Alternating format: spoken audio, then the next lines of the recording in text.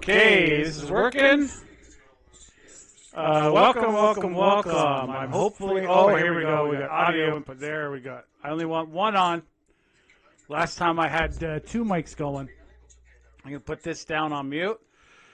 This is yesterday. Parliament doesn't start till 2:00 today, folks. 2:00. I hope you like all these paintings. Me, ma, and other local artists. Myself did this one. This is my favorite. Where is it? This one. It's if you look at it from different angles, it has this really weird paint that that was from the last owner of the home. So when I can't show you. Well, I guess I could if I moved the camera. If I did the press the button and it did the panning, but it's basically the cross with the circle. The T is the cross, the male, and the circle, the feminine. So it's the cross, and then carry your cross and walk on water and through the rain. I don't know, nothing. I just I figured I can just try to try my hand with this. Yeah, I can write with both hands now. But getting my hand to do the drawing I tell it to do, not so much. I lost that, I guess, in my youth. So how's the sound? I'm going to check here myself, but let me know in the comments if I see there's someone here. It's starting in about 20 minutes. I'm going to put on a couple of the best from yesterday, the greatest hits. Oh, I gotta take down that the writing on top is incorrect. There it is. There we go. I'm gonna bring out Saint Fu. Also Saint Fu, Mr. Fu. Is making batteries in China, and like he's the one who's created that harness of the battery system, and it's the best system out there right now. Okay, go live. So yesterday, Benjamin Netanyahu, the Israeli Prime Minister, I think he did a pretty damn good job. As usual. Oh, I got to get my encoder up.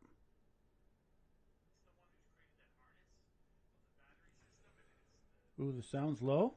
Oh no, I can bring it up. All right, how's the sound for you guys? Is it good?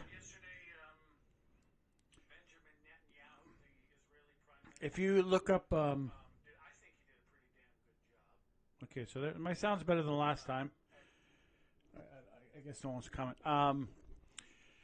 He did a good speech about what it is, and like he's talking like He basically kind of said, I don't want to spell what he said. He did a pretty damn good job. I recommend you go check out him. Everyone wants to put their 2 cents in, and I personally just go straight to Israel, which is like he said, he goes, now we have a place we can defend ourselves. We don't need to go other places. And it was the same thing as like happened to the Pythagoreans, They became successful and then animosity against them. That's a horrible thing. Anyway, so I don't want to go on too much about it, but Benjamin Netanyahu, I thought he did a speech, and I had to for a second I was like, I got to sit down. Like it was like really, really good. Oh, sorry. I'm gonna put on this for a second. I'm gonna put my shirt on. I didn't realize. Food. Last year, and that's affecting everyone. But after provoking inflation with their policies, the Liberals are feeling bad. Yesterday, they announced apology checks for some families to give them a little bit of money to help them pay groceries that are far too expensive. When will this Liberal government recognize the failure of their inflationary policies and finally work with the Conservatives to lower the cost of living? It's time to give some breathing room to Quebecers and Canadians. The Honourable Minister of Indigenous Services. Mr. Speaker, our government has... Houston, we have a problem. My shirts are getting tight. Families in my riding are I'm not losing as much fat, but I'm gaining lots of muscle. I'm not going to take my shirt up, but I am so impressed. I'm going to put it off. This 3, I know no one's, it's not catching wind, but 3, 8, 55, 0, 20, 45. It's 3 times a day. I do a bunch of exercises. Basically, I skip, I cheat. I'm not doing it perfect. When I'm too sore, I don't do it. But now I've got to the point where the major muscle groups don't get sore. I can do them 3 times a day, and my gains are just big. It took me 3 months. I'm not on any drugs or like creatine or anything. So recovery is at what it's at. That's what they say. Bodybuilders take steroids for recovery. It's not for anything else. You still got to do the work, but they can recover. But it took about 3-4 months to be able to do, and I'm only using 45-pound weights. It's not like huge big weights like these big bodybuilders do. But I'm starting to see gains. I'm hitting a plateau. I can 45, in a straight set pretty easy. I could hit 55, but the last 10 they're shady. I'm not talk about me. I'm going to open up a secondary channel probably by the summer as I'm going heavy into the athletics, into the athletics part, right? We all, and hopefully that channel will take off more than this one, because this politic one is, everyone knows about politics. It's pretty shady. It's not just the politicians. Now I have other competition channels. There's people who sign on my channel and then they close out, I was warned that they were doing this was happening from certain accounts, the same accounts that are doing it, and the AI is smarter on Apple, and they told me, and I'm like, oh, okay, so it's about 10 accounts I got, but it's still, it messes with stuff. So it's the politics of it, and I personally am not an optimist. I hope I'm wrong. I really do. This Michael Ma is the one that just to digress transferred over from the Liberals. I mean Conservatives. Michael Ma.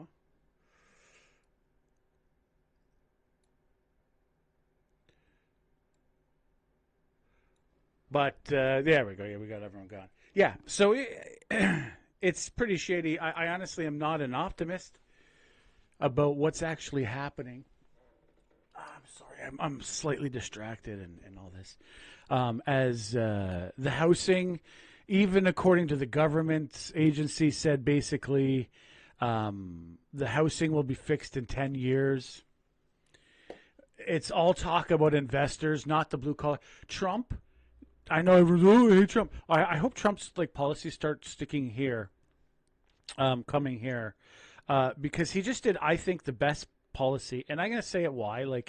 When I was young, I couldn't afford school. I could only afford a semester. I worked for 2 years. I mean, a whole summer, a whole year, from basically from December I worked until the second semester. I could only go from one semester. My parents gave me some money as well, right? They helped me out. But I went to go to the bank and they said you need a cosigner to get a loan. And then I'm like, well, I couldn't get one, right? We were like, no, we don't, whatever. And so I couldn't go to the school I wanted to. I was accepted as electrical engineering and I couldn't go. Right, so I went and took whatever. It was a college, and then I could afford it, but only one semester a year. And my heart wasn't in it. It wasn't very challenging as a thing. It wasn't right. So that's my gripes. I'm not complaining. I went and joined the army, and they paid for my education. So there was an answer. But what Trump just did is basically they gave every kid who's born in the States, from Compton, anywhere. This is the beautiful thing. You know, all those like really hard parts where you hear that they're in like gangs or in Alabama, some place in Alabama, they're like, we can't get enough. You can't get a job to get enough money to get out of the area. You're stuck, right? So he started this account, $1,000 for every child born. It doesn't matter about your parents. No one can touch it but you. That is the beautiful thing. No one's getting in there. They're dipping their, oh, it's I got to, whatever. None of that BS. The child gets it. So I know for myself, if I knew when I was in high school, I had a future. I had like money to either maybe start a business, buy a home, or pay for a doctorate, right? A good a master's degree, right? 4 years plus another, like enough to take education to the nines, to the top, right? If I knew I had that, I would have worked harder in high school. I thought I'm like, I'm going to be a factory guy. And as from grade 9, in 4 years, factories were leaving. And like by the time I graduated, I got a job for $7.50 an hour. And people were like, how'd you get a job for $7.50? You know what I mean? That's how it was. Like from a place, so I'm from the Niagara region. This is one of the better parts of the country. This isn't the bad part of the country. And someone without any college or anything like that, the factory workers shipped away. They're gone. So I know I'm going into my own. This isn't started. It's starting in about 15 minutes. We'll go live as soon as they're live, okay, folks? But Trump's doing this thing. So they put $1,000 into this account. And this account is a beautiful thing. No one's upset about it. Well, maybe some people on the Republican side. Some Republicans don't like giving to the unwashed, which Trump keeps saying, I changed the party. It's different now. Don't, talk all you want, but the party has moved on from that. They're the working class party now. And so it's $1,000 per kid, and it goes into the stock market, and it's managed by like, BlackRock or whatever, really good firms and stuff like that. So it's not like, shady. So they're saying when the kid's 18, they'll have anywhere from 50,000 up to, well, he said today up to 350,000, but someone said it could be up to $1 million. Depends on the economy. So basically at 50,000, I know inflations will be there. That'll probably be pretty close to enough to get a master's degree, to be a full-fledged 10-year university. Plus you'll have to get some extra money. You'll have to work maybe your summers or whatever, but that's enough. Your dreams. When you're 14 years old and you're studying, that you have your parents, no one can touch it. You have the money to do whatever education you want. If you have an idea for a business, that you'll have that money when you're 18 to from minimum that. And the companies love it because this money is going into investment in American companies. So American companies are going to be getting huge investment. And you know what's going to happen? And Bassett said something good. He said, so secondary part, up to $5,000 other companies. So if your parents work for a big company, they can contribute up to $5,000, or your parents can contribute $5,000 also on top of the $1,000 that the government does, to this account to really get it great, So what he said, and so an uncle and aunt, instead of buying toys for the kid when they're like 3 to 5, you know what I mean? I know I spent quite a bit, like the 1 year at least, to that, and then after everything broke apart. But I would have rather put it all into the money because you know what I mean. The kids weren't even speaking, they're way too young. So I would have rather put that into, the account. So other people can put into the account. No one can touch it except the child at 18. This is brilliant. The companies are really happy about it because they're going to get all this money. They're ecstatic. And then Bassett said something another. He said, most likely we're going to see gambling going down. So all these kids and stuff like that, gambling, and other people with that are not going to be putting money into the gambling thing because they know they have the money. You know what I mean? People gamble for hopes and dreams. You're not going to win, but the hopes and dreams. Oh, let's go gamble. Maybe I'll have enough to buy a house. You know what I mean? Well, this is giving people at least a guarantee. So someone's in, say, Compton, right? I don't know Compton, but they say, you know what I mean? They call it the hood or whatever. It's gangland, right? You join a gang or you get out. A lot of kids can't get out. They know they can be like, well, maybe I can't afford a home in Compton because it's probably expensive because it's Cali. Even though it may be a poor whatever area, it's still how expensive. I can go buy a home in Alabama and get out of here. You know what I mean? And live and farm or whatever I want to do. They have that opportunity to move and start fresh if that's what they want, or go to school, start a business. It doesn't matter, whatever they want, or probably squander it. A bunch of people will do, right? But hopefully that doesn't happen too much. I would hope that they also have advisors. Oh, my neck is so big, and it's not. There's no fat on my neck. I've been working out. Frick. Once you give a charlatan power over you, you almost never get it back. So, okay. Well, he's not giving anyone any. He's taken the tariff money and he gave it to the working class. See, and he didn't give. See, this is what normally what happens is there's a flush of money that comes into there, and even Trump said it himself. He says, "I am the king of deduction." He goes, "Deductions, I love them." He's like, "I love them. I love the deductions." I'm going to try to do them, but he's like, "I love the deductions. I'm the king of deductions." And then he said, "Well, now for the first time, we're going to give blue-collar people deductions. Blue-collar people don't get deductions. Wealthy people do. Why? Oh, because they have more money and they're going to." But there's a majority of the people are on the bottom, so it can change things a lot better if you give the working class something an incentive to invest in the country. And this is what they're doing. Now, for the first time, working class people can write off their car. If it's made in America, probably Kuzma. If it's made in America, they can write off their cars. So you know what that's going to do? Just like what Ford did back in the day. He paid his people more. They bought cars. Ford became the biggest car seller. And then all the other companies had to follow suit because they're like, oh, God, if we pay our people more, they will buy our product. They have product loyalty to us, whereas they weren't paying them enough to buy it. So he changed the game. He did the assembly line and all that other stuff. That's other and other negative stuff. But that's the one personally I think he changed the whole of America because they're like, wow, if we give to our working class people, we do better. And America rose, right? It actually rose. They had the robber barons prior to that, and America was not the powerhouse. As soon as it started to change at that time, when they started giving people a higher working wage, that's when America became king of the. Well, I won't say king.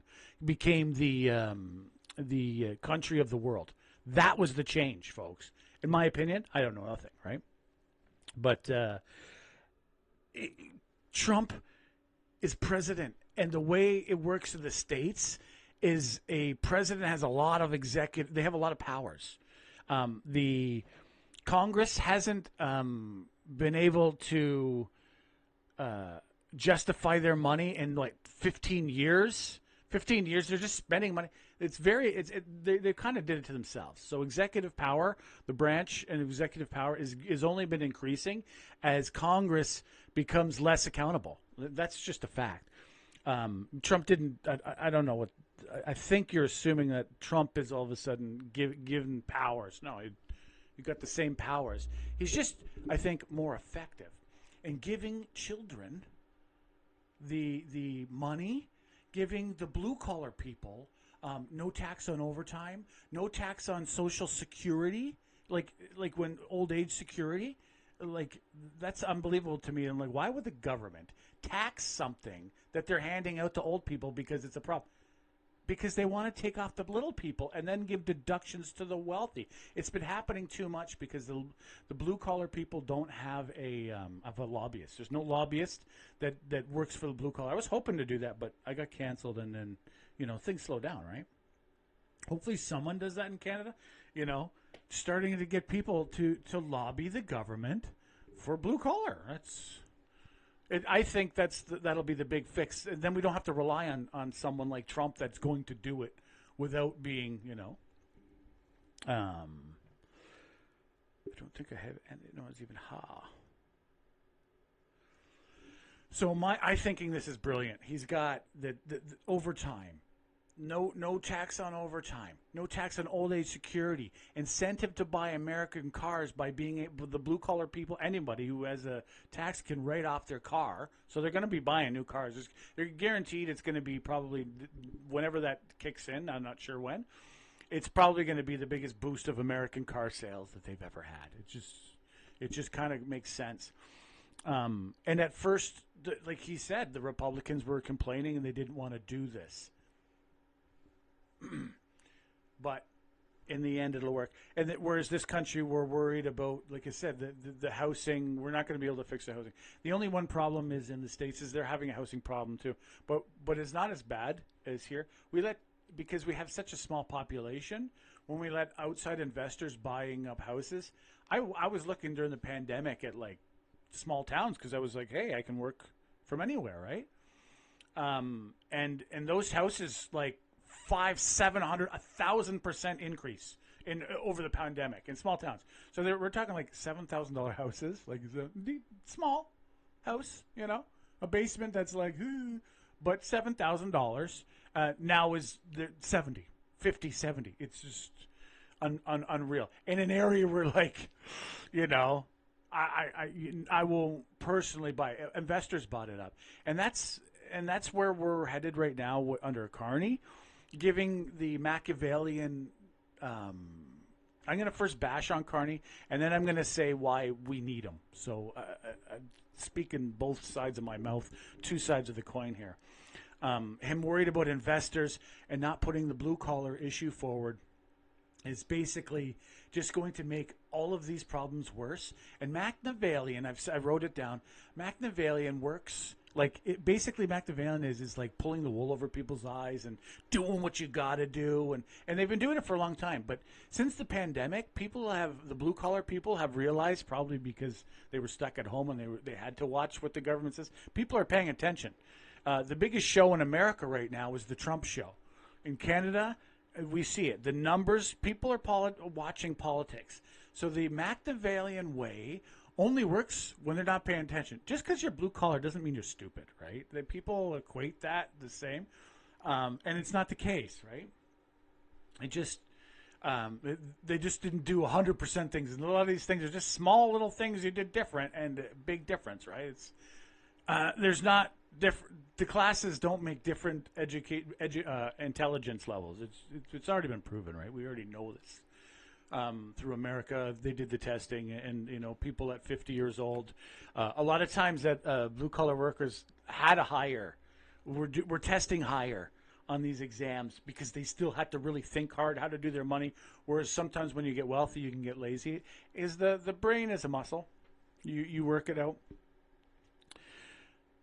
So the Machiavellian way of saying, "Oh, here's $100 and don't worry of the fact that we just did a deal with China to sell them beef." So selling our beef to China, that's good. Hey, the farmers are happy. But what that's going to do is, because China needs a lot of beef, as supply and demand, folks, is going to increase beef. Beef will be probably the highest increase of all the groceries this year. I predict that it'll be the highest growth. Soy, China was always the biggest producer. It was always designed to be shipped overseas, so that shouldn't affect us, though more people are drinking soy milk, almond milk, and stuff like that. So there's that kind of thing going on. Okay, we got 6 minutes, folks. So I think the Liberals believe they're gonna get away with that for a while, and it's not working. I don't think. The one thing is, okay, now that's the negative. Now, Carney, I believe we need Prime Minister Mark Carney in place to do the CUSMA deal, and because he has connections, he has know-how, and I just think he was the smartest man in the room. So our best potential is with Mark Carney and the CUSMA. It doesn't mean he's going to do the best. I'm just, you know what I mean? If I'm picking, and nothing against Pierre, seems, pretty tough for this, but I think he may be able to get, because it will be new to him to do this major complicated deal, or anyone on the Conservative bench for that matter, right? This is my honest opinion, but that's over the summer. So by September, October, we're going to know the proof in the pudding. We're going to know, did he do good? Did he do bad? Well, we're going to see. And at that point, I think it'll be like, I don't know why, to what end is Carney in? If he's worried about investors, he's doing things that are helping trade, hurting the working class, affordability of beef, right? Like, I was really surprised he did beef, because beef went up 70% last year, 70% increase in beef last year. So selling it to China is just going to make that problem. It was very, eat bugs-ish, very, very. And then I personally, the speech was decent, though all the people that cheered it on, the left-wing media is basically on its way out the door, less viewership than most YouTube channels. And the left of Europe cheered it on, and they're basically gone. In Europe, there's no way. In Germany, it's scary. Merz, I think Merz is pretty good, but he is not polling good at all. I think he's pretty good, to be honest. He's more centrist, investor, and firm hand. He's saying the right things, but the Germans are not happy with him. According to the polls I've seen on Politico, let me know if it's different. France, Macron can't run anymore. He's out. The chances are it's going to be Le Pen. The left may do another cobble something together, but their arguments are gone. And with major pressure coming from Trump, the world usually changes after America. After America shifts, the world follows suit. That's just basically what normally happens. And this time, I think it's going to happen a little bit more than normal, because people are fed up with the very, very, very poor policies for the working class. And I agree with a lot of them that they did. The problem is they didn't care about the working class. We need immigrants. Capitalism doesn't work, and with a population that's in stasis, it doesn't work. It actually will start to fall apart. You have to have increased buying at least, right?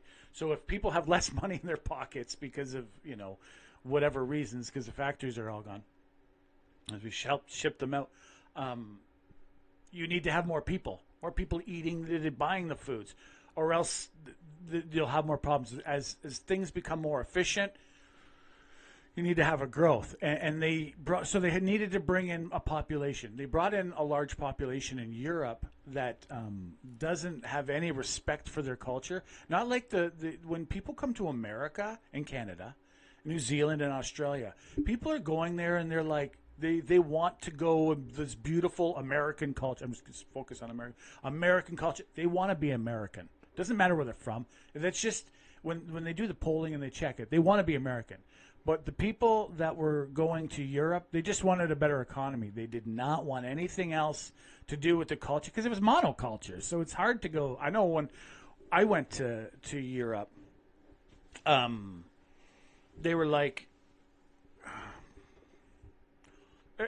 it was pretty tough, because they kept calling me an American, first of all, because they don't see many. They're like, you're an American. I'm like, I ain't American. I actually, after the 10th one, I'm like, I ain't an American. I'm Canadian. And they're like, well, you're from North America. I'm like, yeah. He's like, well, you're an American. And that was the first time I thought of that. Like, I'd never seen it. Yeah, I am, but I'm a Canadian. And no one in America or Canada would say, it's a big difference with us, even though we're very similar, but it is a big difference. But they didn't even see that, because they lived in their little binder bubble, right? That's the Europeans. So they don't understand bringing in new cultures. It was a culture shock. Not a good plan. The politicians needed to bring in the population, because capitalism doesn't work. But they didn't make it easier for the people. So what happens when you bring in large amounts of people? Oh, we're starting. When you bring in large amounts of people, they go into the poor sections of town. So the poor feel it most. So they needed do policies to help that. That's all. They just needed to help the housing, help the hospitals in the poor section, but they didn't do that. They didn't do it at all, and the politicians are going to pay. They're going to pay for that mistake. I don't think it was as disastrous as a lot of other people do. But a lot of people are highly upset, and the politicians are just saying, you don't know how good you have it. And so they're just basically going to... The beautiful thing about democracy is we can get all of our anger out with a vote. Let's vote the beep out, right? That feeling gives people like they have agency, and they're like, yes, great. This hasn't started yet, folks. But we don't, so we, it's a wonderful thing to do that. And they're going to do that in Europe. I don't think they're going to go hard right, personally. I think the more centrist right parties are, because Europe is still very moderate, you know. It's not like horrible conditions are out there. So most likely, I'm just talking. Europe is going to be headed to the right. They're all going to be, not Viktor Orban. So I would say consider him harder right. And Poland as well. Slovakia, Czechoslovakia went right. All the last elections, they've been going right. So France most likely will. Germany. I don't know about Spain. Spain seems that way. Britain is like Keir Starmer. I don't know what is going on there. Every time I go over there, people are freaking. Everyone's freaking. Like, Twitter just blows. I can't put this on because of they don't. I guess the politicians don't like to have their. I can put it on, but I can't put on the national anthem.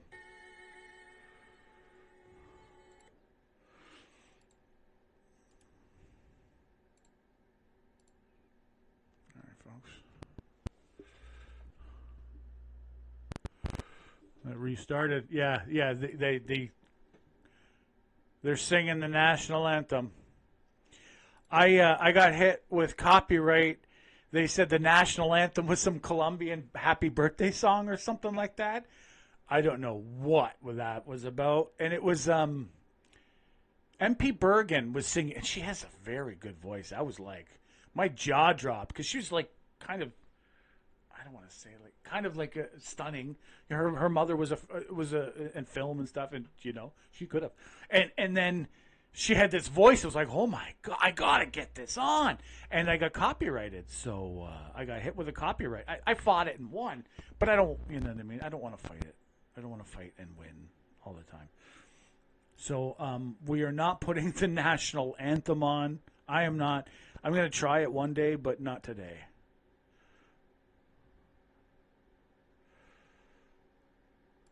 There we go. It's very much unfortunate. Like I said, I don't want to say why. You let me know why you think.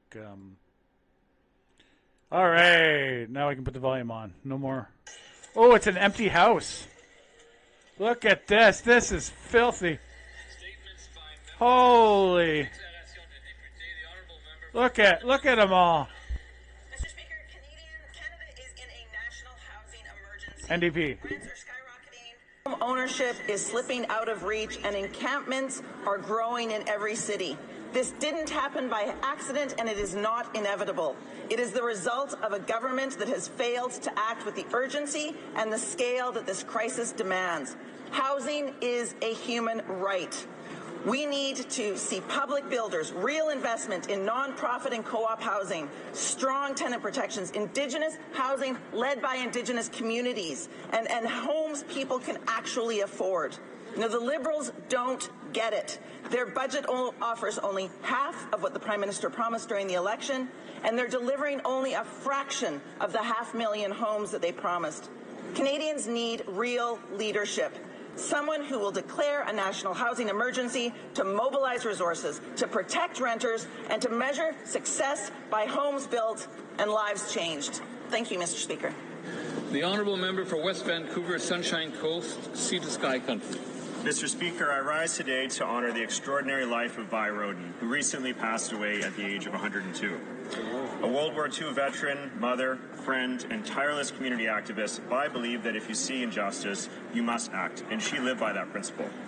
In 1978, after learning of abuses in the women's prison system, she famously phoned the Attorney General at home and made it clear she would go to the press if action was not taken. He called back, listened, and a royal commission was launched, leading to meaningful reforms.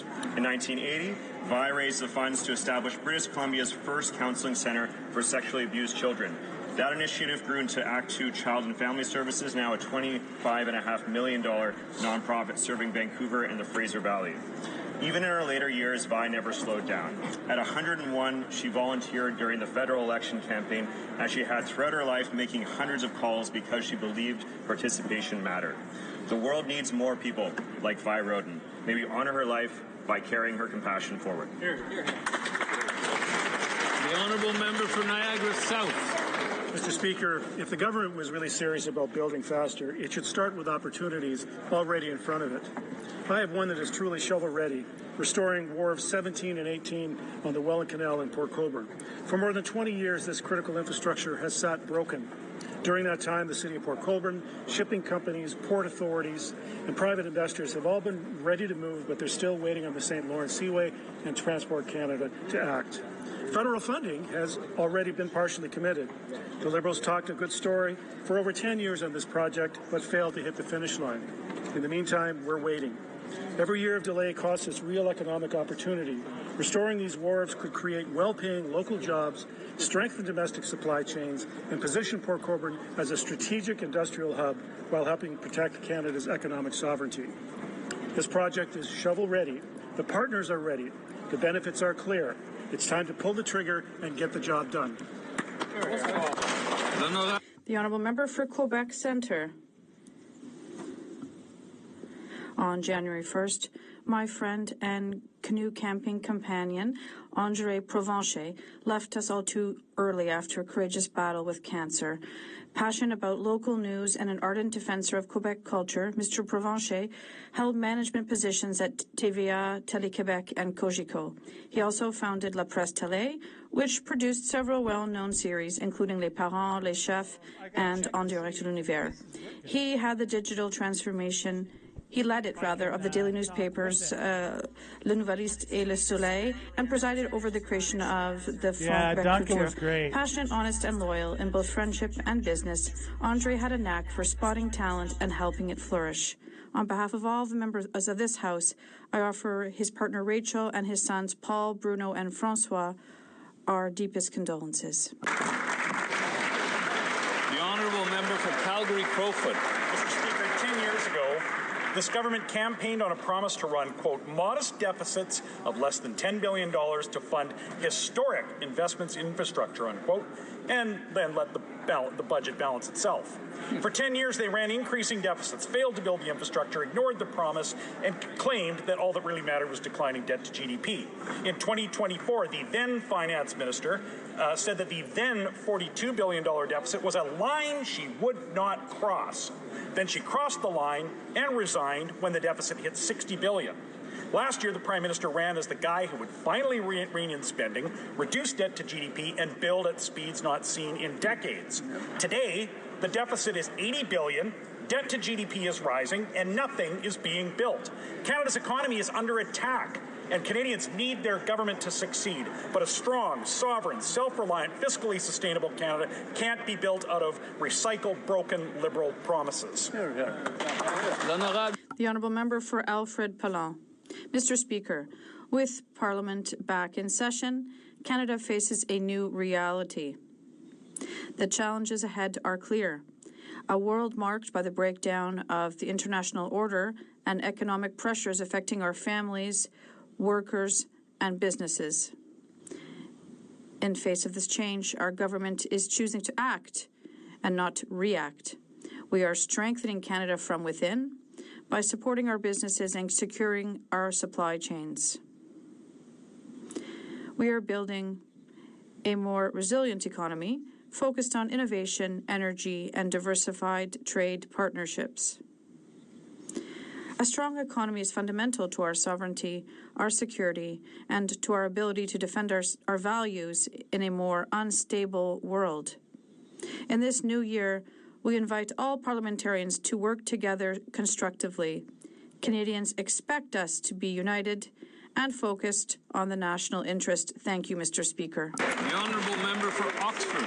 Mr. Speaker, despite our differences, one truth still unites Canadians: the strength, resilience, and the talent of our people. And Oxford is home to many of these superstars. From the hallways at Ingersoll District Collegiate, astronaut Jeremy Hansen is reaching beyond the stars as he looks to make history as the first Canadian to go to the moon.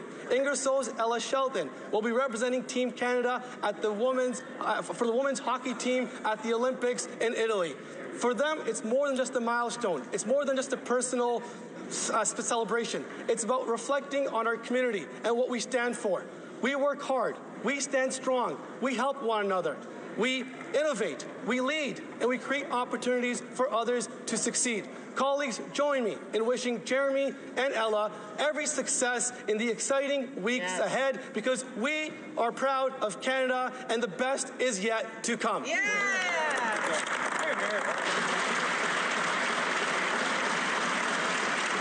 honourable member for Toronto St. Paul's. Mr. Speaker, for many families across Canada, Alzheimer's is not an abstract illness. It's a daily reality. Lived in small moments. There's new information on it. It's like a fungus. January Exercise. is Alzheimer's Awareness Month, a time to wear the forget-me-not as a symbol of hope, and a time to recognize the more than and most likely it's going to be Alzheimer's is going to be cured with a pill. And the millions of family members and caregivers who walk alongside them every day. Alzheimer's affects far more than memory. It touches relationships, independence, and dignity. I want to praise the vital work of the Alzheimer's Societies across Canada who provide support, education, and advocacy for people living with dementia and those who care for them.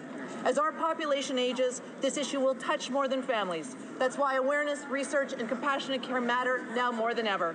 To everyone living with Alzheimer's and to the caregivers and advocates beside them, we see you, we value you, and we will keep working to support you. The honourable member for Wellington. He's a new MP, the one in Toronto that was a surprise win. Oh, here's Chong. Is the biggest threat to the security of Canada. That's what the Prime Minister told Canadians last spring. Less than a year later, the Prime Minister has entered into a so-called strategic partnership with Beijing, yet we still have no foreign influence transparency registry. When the bill was being debated, the government said it hoped to have the registry up and running in 12 months ahead of a federal election. 19 months and one election later, and still no registry. Another election. No registry after a year. Of a registry. One wonders if the government delayed the registry till now to avoid offending Beijing's leadership. And for the same reason, Liberal MPs were told recently to cut their trip short to Taiwan. Canadians deserve a government that treats foreign interference seriously as a threat to our national security. The government needs to implement the Foreign Influence Transparency Registry now. The Honourable Member for Jonquière. Mr. Speaker, a great poet whose work is not recorded in any collection, but rather in our landscapes, has left us. Henri Dorion was a geographer, toponymist, professor, diplomat, and architect of the Quiet Revolution. As the first president of the Commission de Toponymie du Québec, he made our Quebec territory known and even named it. He chaired the Commission d'études sur l'intégrité du territoire du Québec, the first major effort to define our borders in detail, a task that remains unfinished to this day. Henri Dorion distinguished himself internationally as Quebec's delegate to Mexico, Russia, and Ukraine. Yeah, this is a as well as sad diplomat loss. Group of experts on geographical names. On behalf of the Bloc, especially being a poet. For my sincere condolences to his four daughters and his loved ones. His memory will live on throughout our vast territory. Thank you.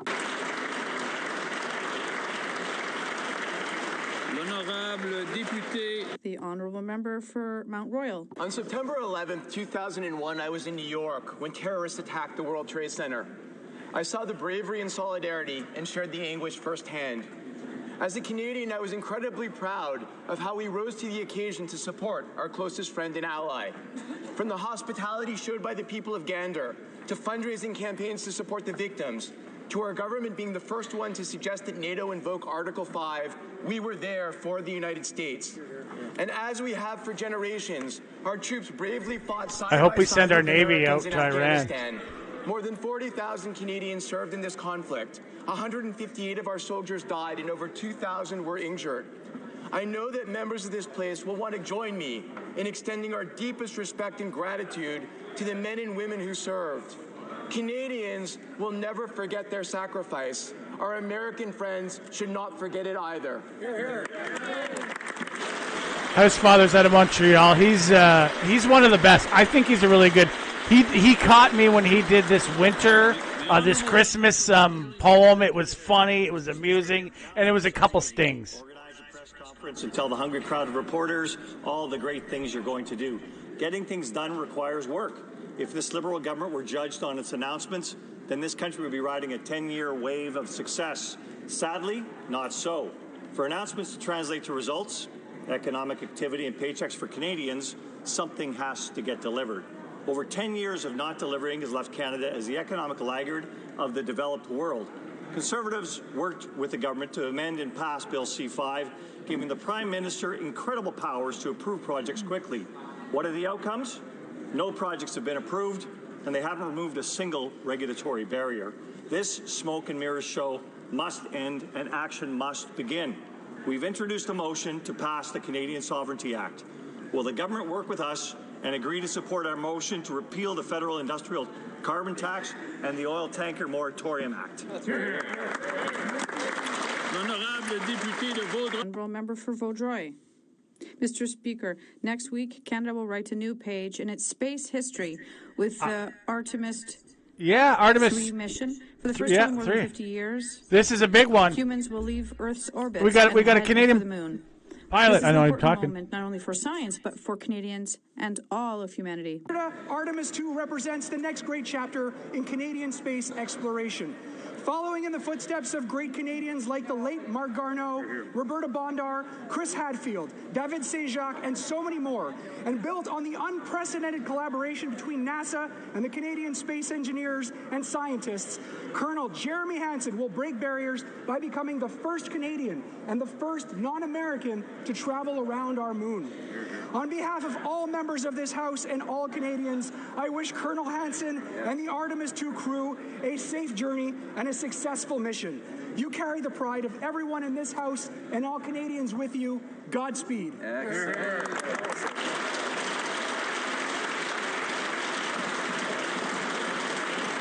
The honourable member for Swift Current Grasslands, Kindersley. Mr. Speaker, Canada has the highest food price inflation in the G7. That's the Liberal record on full display for the whole world to see. But instead of fixing it, the Prime Minister raises taxes on fertilizer, manufacturing and transportation, all of which leads to higher food prices.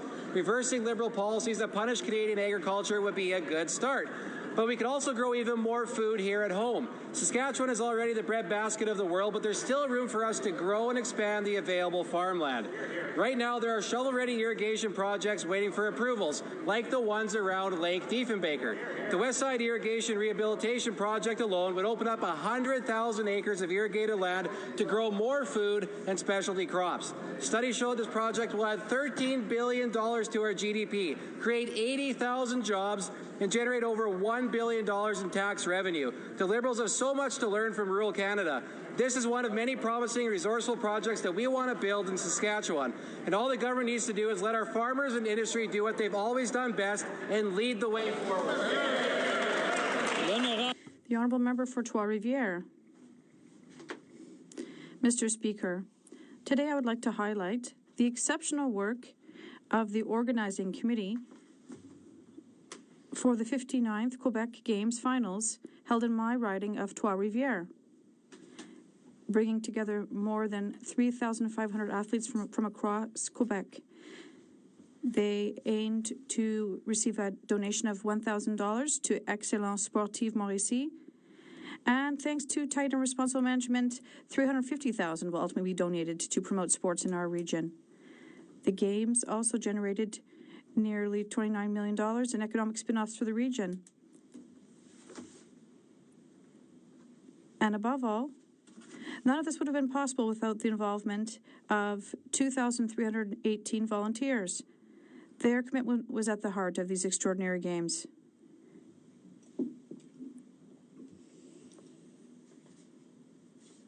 In conclusion, I would like to issue a challenge to Blainville, and I wish you success in organizing the next games.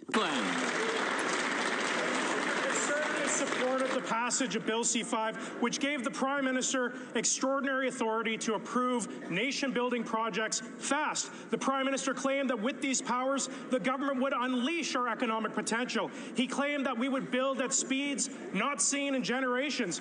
But sadly, the Prime Minister's promises are not reflected in reality. Canadians in the mining sector, the oil and gas sector, and others tell me that this Liberal government hasn't lifted a finger to make it easier to get permits and build projects. That's why Conservatives are calling for the passage of the Canada Sovereignty Act, which will remove barriers and cut red tape that is stopping these projects.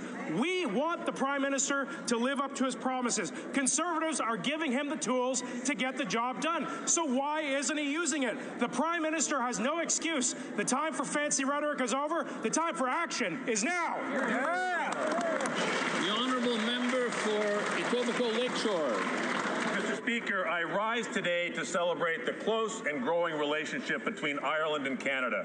Today, the Irish Minister for Culture, Communications and Sport, Patrick O'Donovan, and our Minister of Canadian Identity and Culture launched Canada-Ireland 180. This initiative, planned for 2027, will commemorate the 180th anniversary of the Great Famine Migration in 1847, when over 100,000 Irish people landed on our shores. Irish Canadians have become a core part of Canada's history, national identity, and culture. This initiative will celebrate that shared heritage through events, art, screen, and sport. Nothing grabs the heart more than creative storytelling, so the collaboration between screen industries in both countries will be moving. Special mention to the Canadian industry, which is a strong presence in my riding of Etobicoke Lakeshore. We will celebrate Gaelic sports, but the gloves might come off if we meet in the World Cup. But we will hug and toast each other after the competition, as family does. Sláinte, Mr. Oral questions. Questions orales. L'honorable. The honourable member for Louis Saint Laurent, Akiawenrak. Not my family. I get sláinte. I think I just got trolled by one. Mr. Speaker. Not every family's the same. I got some dirty ones. For all Canadian families is the cost of groceries, Mr. Speaker. Unfortunately, food inflation is hitting hard. 6.2%, the worst inflation in the G7. And one of the factors is the Liberal fuel tax, which costs families up to $1,000, according to the PBO. We Conservatives want to help families, want to work with the government. Is the government ready to abolish this Liberal tax to allow Canadian families to breathe? The Honourable Minister for Finance. Mr. Speaker, no, Pierre? For his this is I odd. know that the Conservatives are different. Allergic to good news. But let me remind them what we announced on Monday.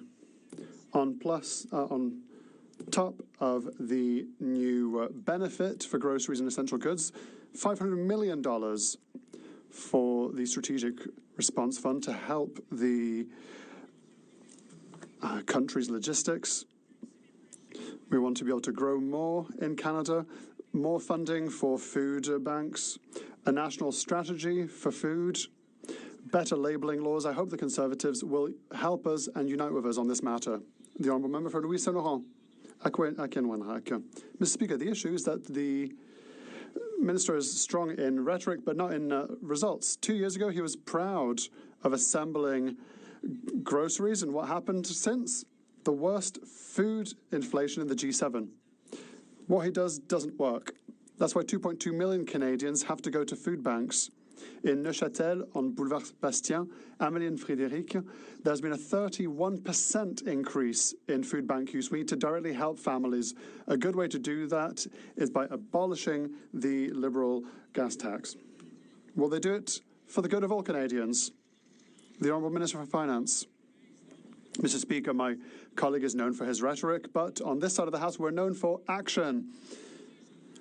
On Monday, what we announced, Mr. Speaker, was a new benefit for groceries and essential goods. The Conservatives can laugh as much as they want, but 12 million Canadians will benefit at the end of the month because Canadian families, Mr. Speaker, expect responsible action in this House. Will the Conservatives rise to the challenge, and will they support the government to help Canadians? The honourable member for Edmonton Gateway. Mr. Speaker, Canada now has the worst record of food inflation in the entire G7, with grocery prices up 6%. That's an extra $1,000 per average family in Canada to buy groceries, and costs have doubled since this Prime Minister has taken office. That's twice the rate of food inflation than the United States, and over 2 million Canadians a month are having to go to food banks.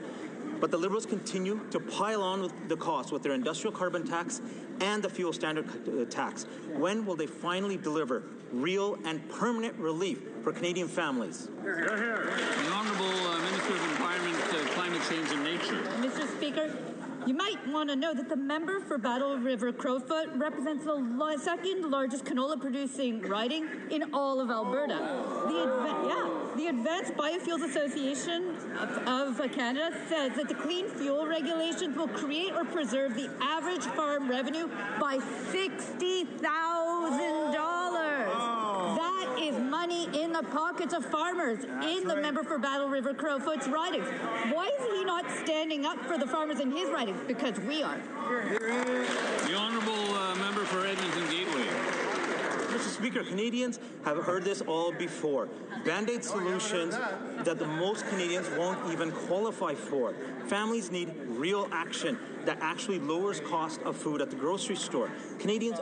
Conservatives are ready to fast-track any legislation that will help deliver real results for Canadians. When will the Liberals get serious about tackling food inflation and introduce legislation to permanently scrap the industrial carbon tax and fuel standard tax that are driving up the cost for farmers, truckers, and every family trying to put food on the table? Honorable Ministre des Finances.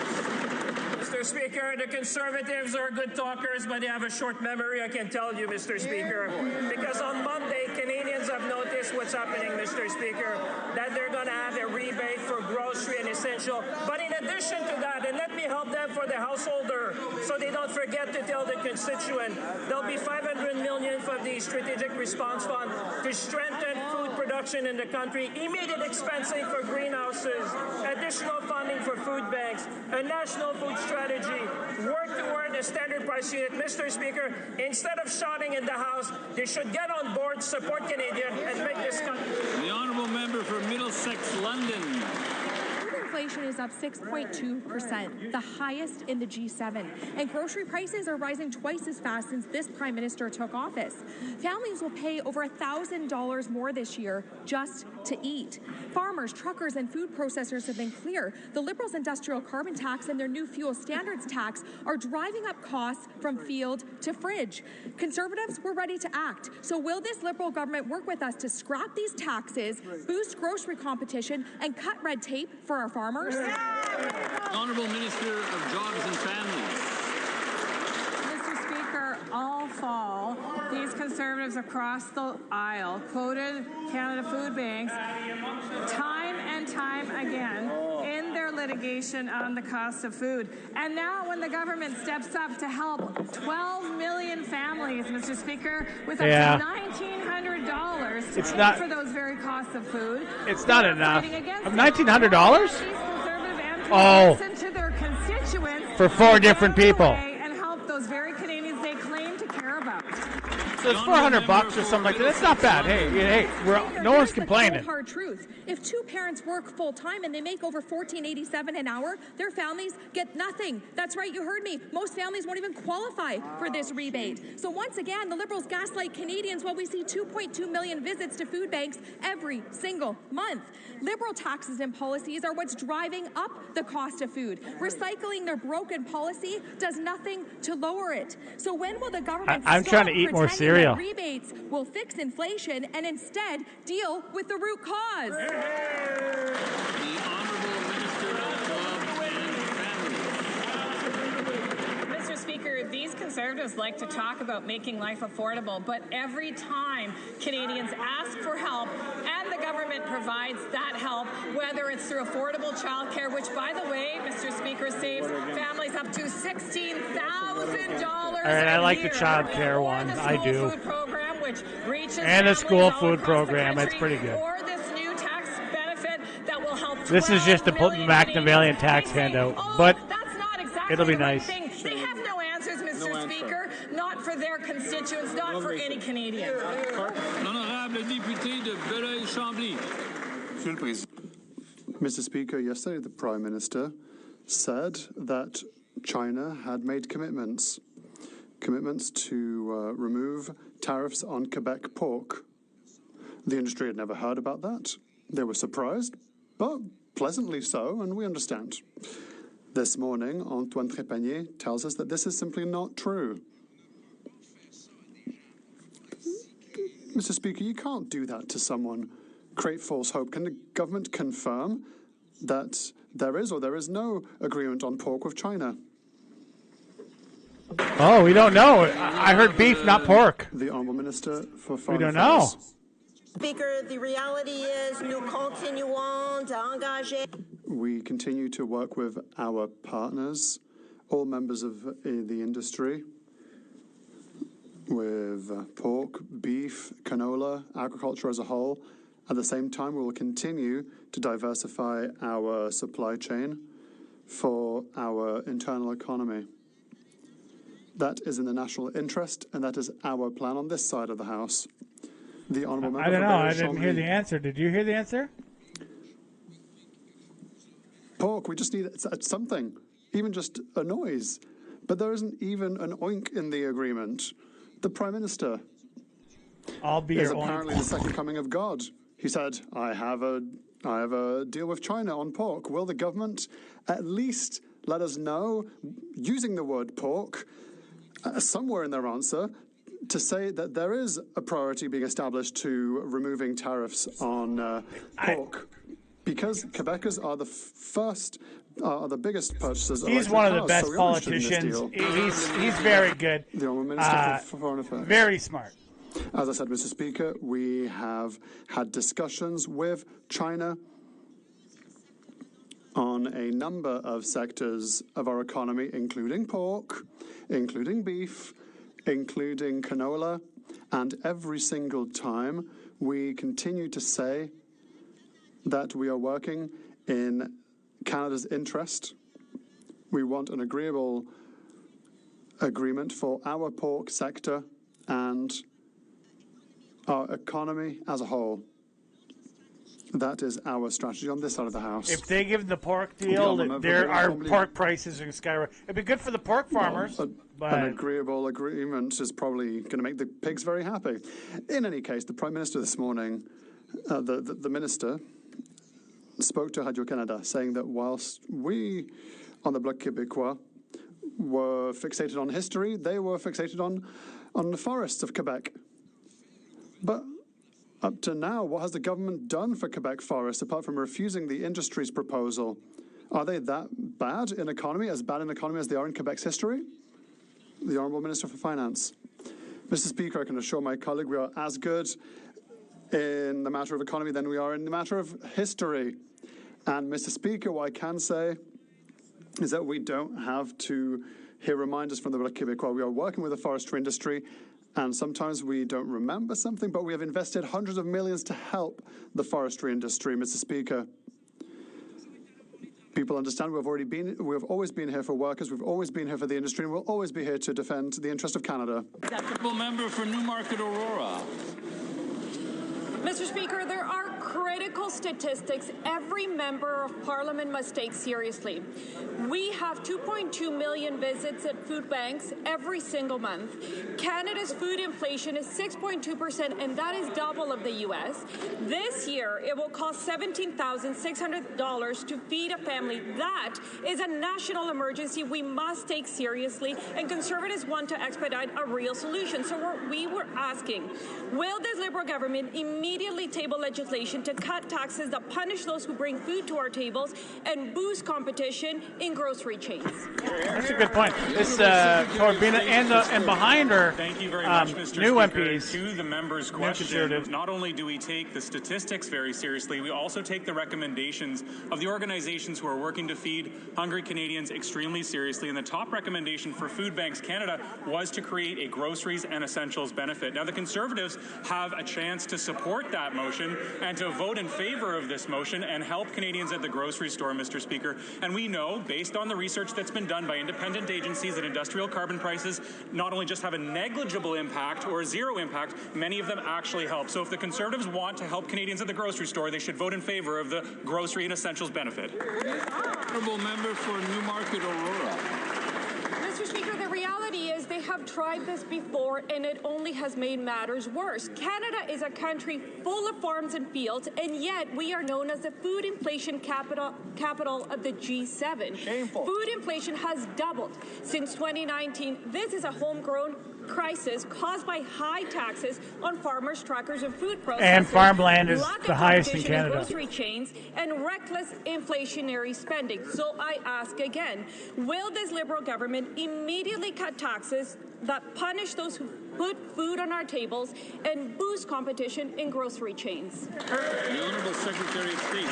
Those are some pretty. Speaker, farmers know that the #1 cause of food inflation in Canada and globally is climate change, Mr. Speaker. And when they're listing off the products that are most affected by climate change, they often list lettuce, which is impacted by climate change in California, coffee, which is impacted in Canada. We don't grow coffee here, and beef, which is impacted by climate change, Mr. Speaker. The Conservatives can continue to bury their heads in the sand and pretend that climate change doesn't exist, Mr. Speaker, but we are working with farmers to increase the number of domestic producers, Mr. Speaker. We're working to build more greenhouses so that Canadians can buy more Canadian food. Yeah, we need greenhouses.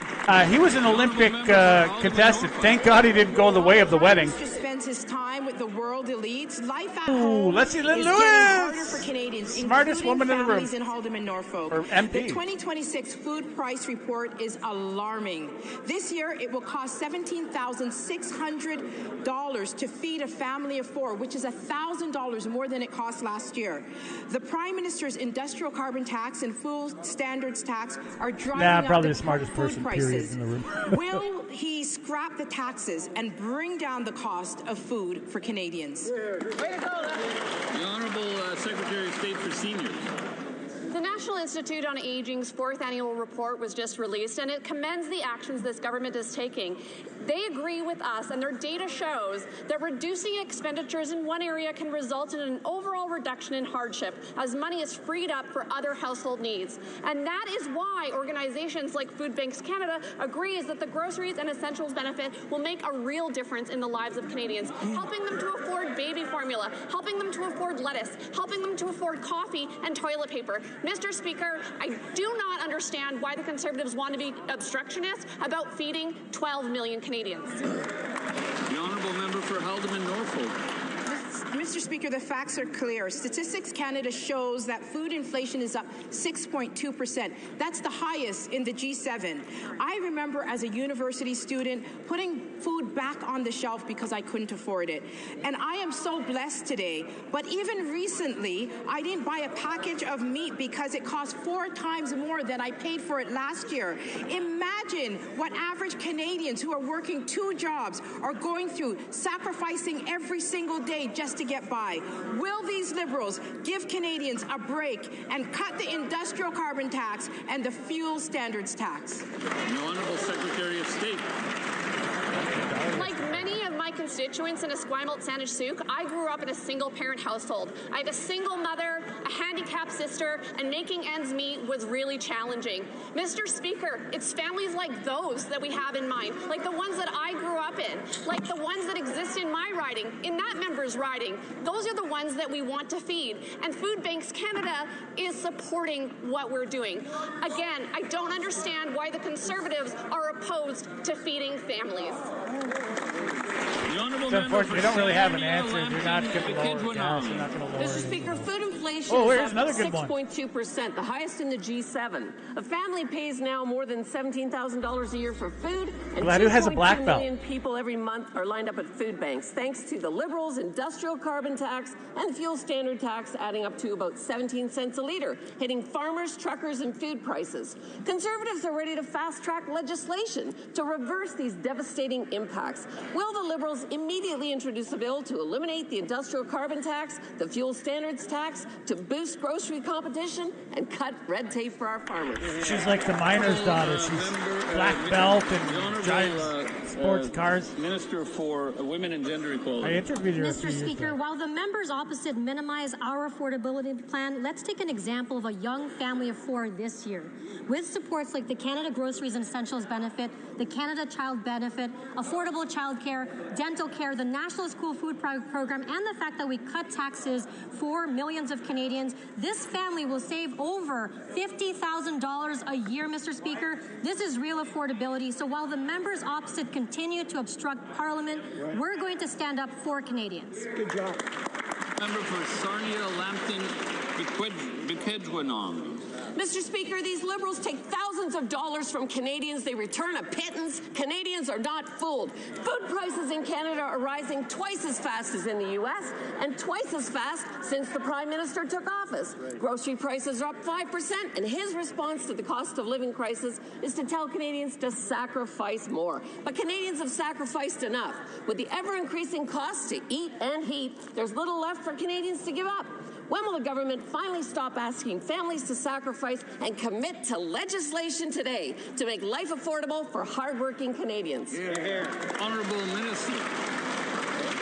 Mr. Speaker, I don't understand how the Conservatives can look their constituents in the eye when all they do in this House is obstruct what we're doing and the progress that we're making.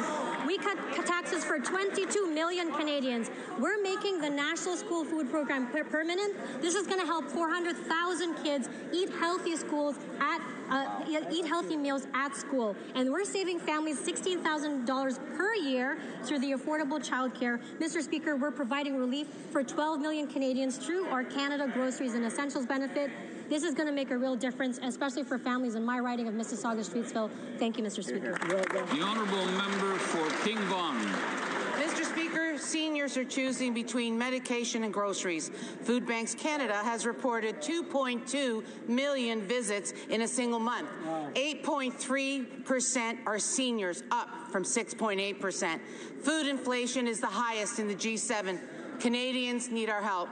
Conservatives have proposed real solutions. Eliminate the industrial carbon tax, eliminate the fuel standard tax, and cut red tape on farmers. Will the Prime Minister show compassion for Canadians and work with us to provide real relief, yes or no? The Honourable Secretary of State for Seniors.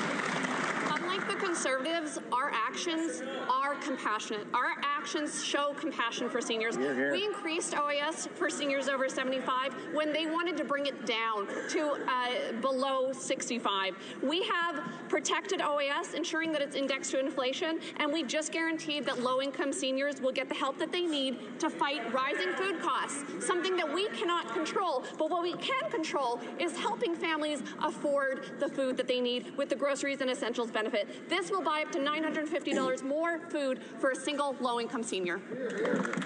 The Honourable Member for Shefford.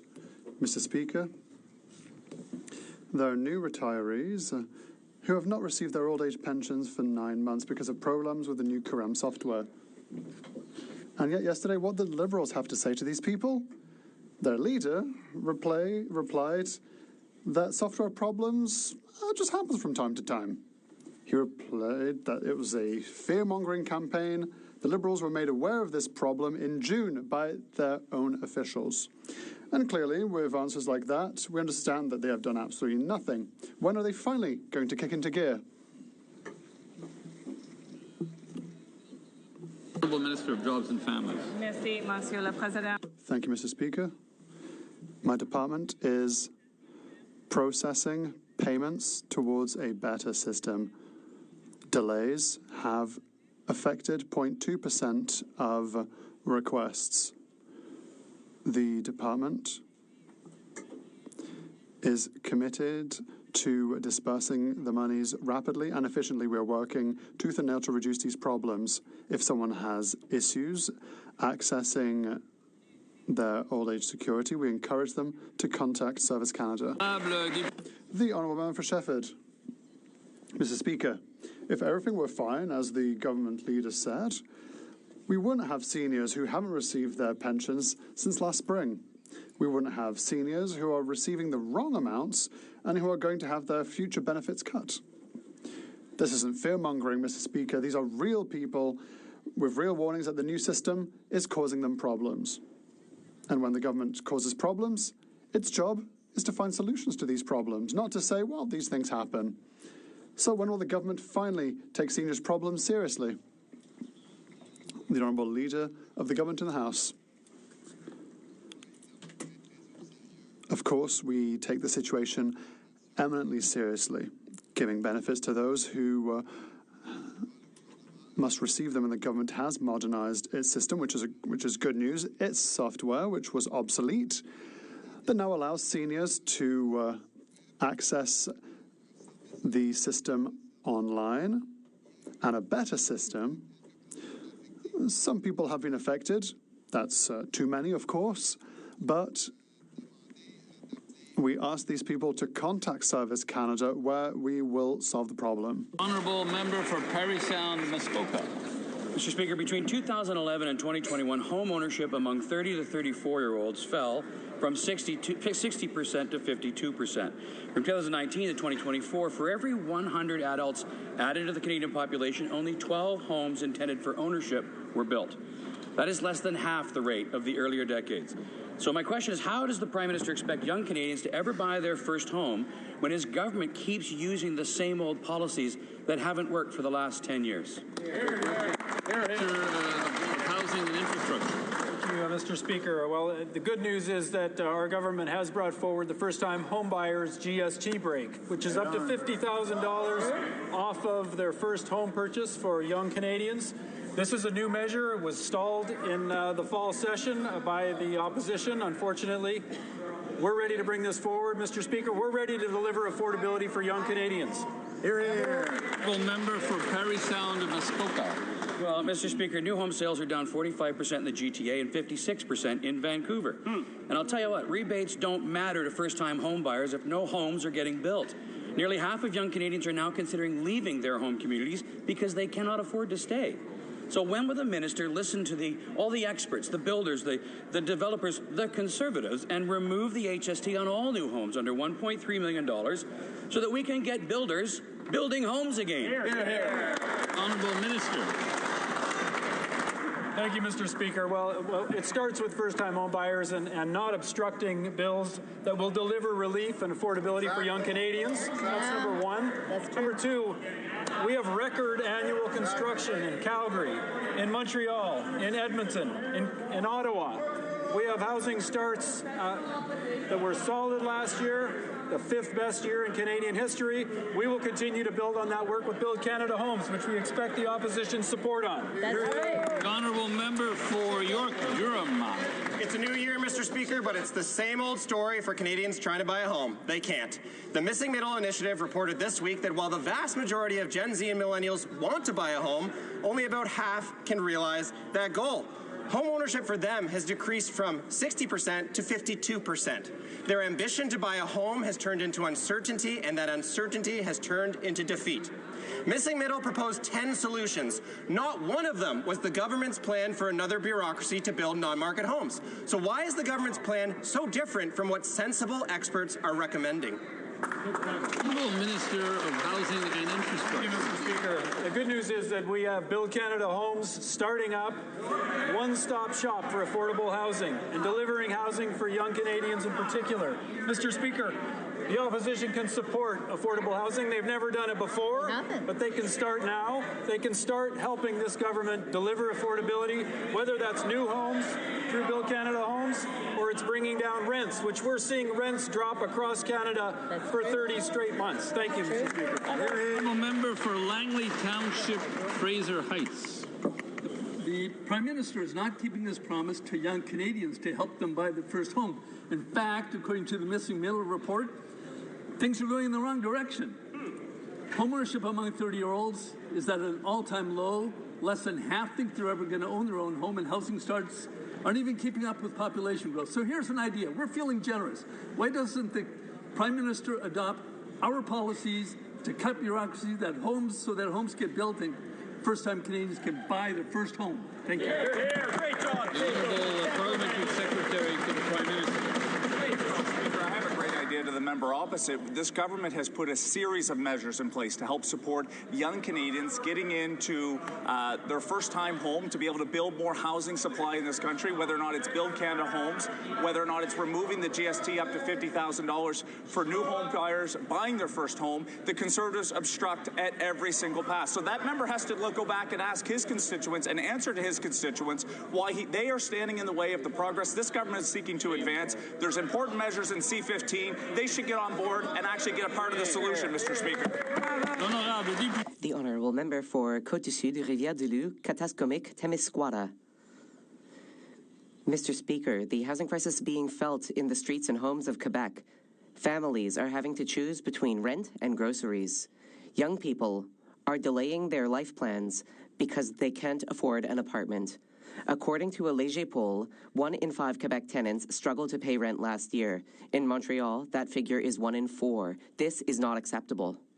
After 10 years of this Liberal government, when will Quebecers have access to a truly affordable housing? The Honourable Parliamentary Secretary to the Prime Minister.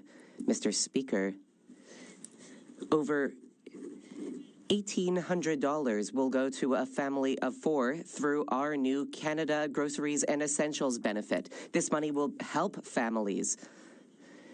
It will help households make ends meet. We know the statistics. They are true. 1 in 5 households is having trouble with rent. This is why I am wondering, why are Conservatives blocking the work of Build Canada Homes? Why are they holding up our new Canada Groceries and Essentials benefit? Member for Fleetwood, Fort Hills. Mr. Speaker, communities across Canada want to feel safe in their neighborhood and confident their government is taking action to prevent crime, especially given the rise of extortion in BC Lower Mainland. Can the Minister update this House on measures our government is taking to counter extortion, support law enforcement, and ensure our communities feel safe? Honourable Minister for Public Safety. Mr. Speaker, the rise in extortion in Surrey and the Lower Mainland is unacceptable, and I extend my support to the victims of extortion everywhere. This morning, I met with Premier Eby, and we committed to deploying up to 20 RCMP members to support law enforcement efforts. Mr. Speaker, we deployed 2 helicopters in the Surrey area, and in November, we announced $4 million in federal funding to bolster Surrey Police's efforts to tackle extortion threats. There are bills before this House, Mr. Speaker, that the opposition can support right now, like lawful access, to help us combat extortion in Canada. The Honourable Member for Dufferin-Caledon. For almost a year, Canada has endured an unprovoked economic attack by the United States and President Trump. Conservatives worked to fast-track Bill C-5 that was supposed to fast-track nation-building projects. Unfortunately, it hasn't fast-tracked anything. Not a single new project has been approved. Not a single shovel has gone into the ground. There is an alternative. The Conservative Sovereignty Act would repeal anti-development legislation. It would speed approvals. It would create economic opportunity for Canada. Businesses and provinces that invest will be rewarded. Why won't the Liberals support this bill so that we can lessen our dependence on the American? Well, Mr. Speaker, it's good to see Conservatives finally coming around to the Liberal plan, which is precisely that, I to can't sit for so long. diversify trade markets, to It's healing, build though. our country up Getting with better. Canadian steel, Canadian aluminum, Canadian ingenuity, Canadian know-how, and Canadian union men and women building our country together. The Conservatives' proposals were tested, had the ultimate test, a general election, Mr. Speaker. It didn't work. It didn't go so well. Canadians voted for the Prime Minister's plan to build Canada strong. That's what we're going to keep doing, Mr. Speaker. The Honourable McKinnon's been pretty sassy of late, and that's Mr. the way I Speaker, think it's what they best. promised in the election was that they were going to fast-track nation-building projects, and that's one of the reasons why Canadians voted for them. But unfortunately, they haven't actually fast-tracked anything. Not a single new nation-building project has been approved. Not a single shovel has gone in the ground for any of those projects. Bingo. We need a new approach. That's why the Canadian Sovereignty Act needs to be implemented. It will tear down the barriers to building these projects. It will create new economic opportunity and create thousands of good-paying jobs. I mean, they've stolen almost every single one of our policies. Why don't they steal this one for the benefit of Canadians? The Honourable Government House Leader. Mr. Speaker, we have nation-building projects going on right across this country. I would refer the member to his own province of Ontario, where we are in major developments in the nuclear sector, where we'll be developing the Crawford nickel mine, where we are going to build, Mr. Speaker, the North America's very first high-speed rail network from Quebec City to Toronto. We are going to build in British Columbia, whether it's LNG or whether it's the Northwest Corridor or Silicums, Mr. Speaker. We are building this country. We're building it big. We're building it strong. The Honourable Member for Ponoka-Didsbury.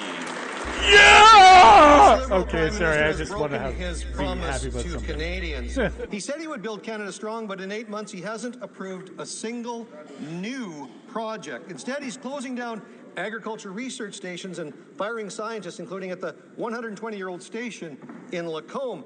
Conservatives introduced a motion this week to pass the Canadian Sovereignty Act.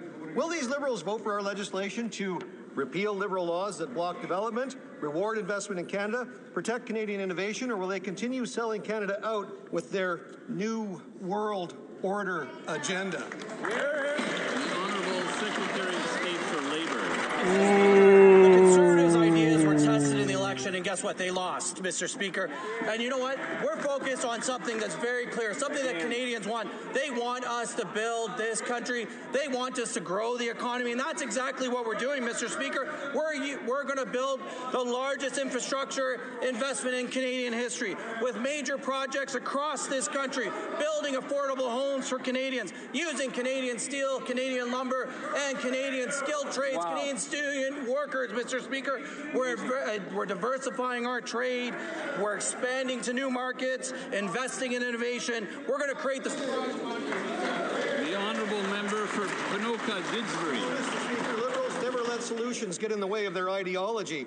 While this jet-setting Prime Minister travels the world to glad hand and talk about his New World Order, food prices are up and families are struggling to put food on the table. In the meantime, this government is closing the very agricultural research centres that allow Canadian farms and agribusinesses to be so innovative.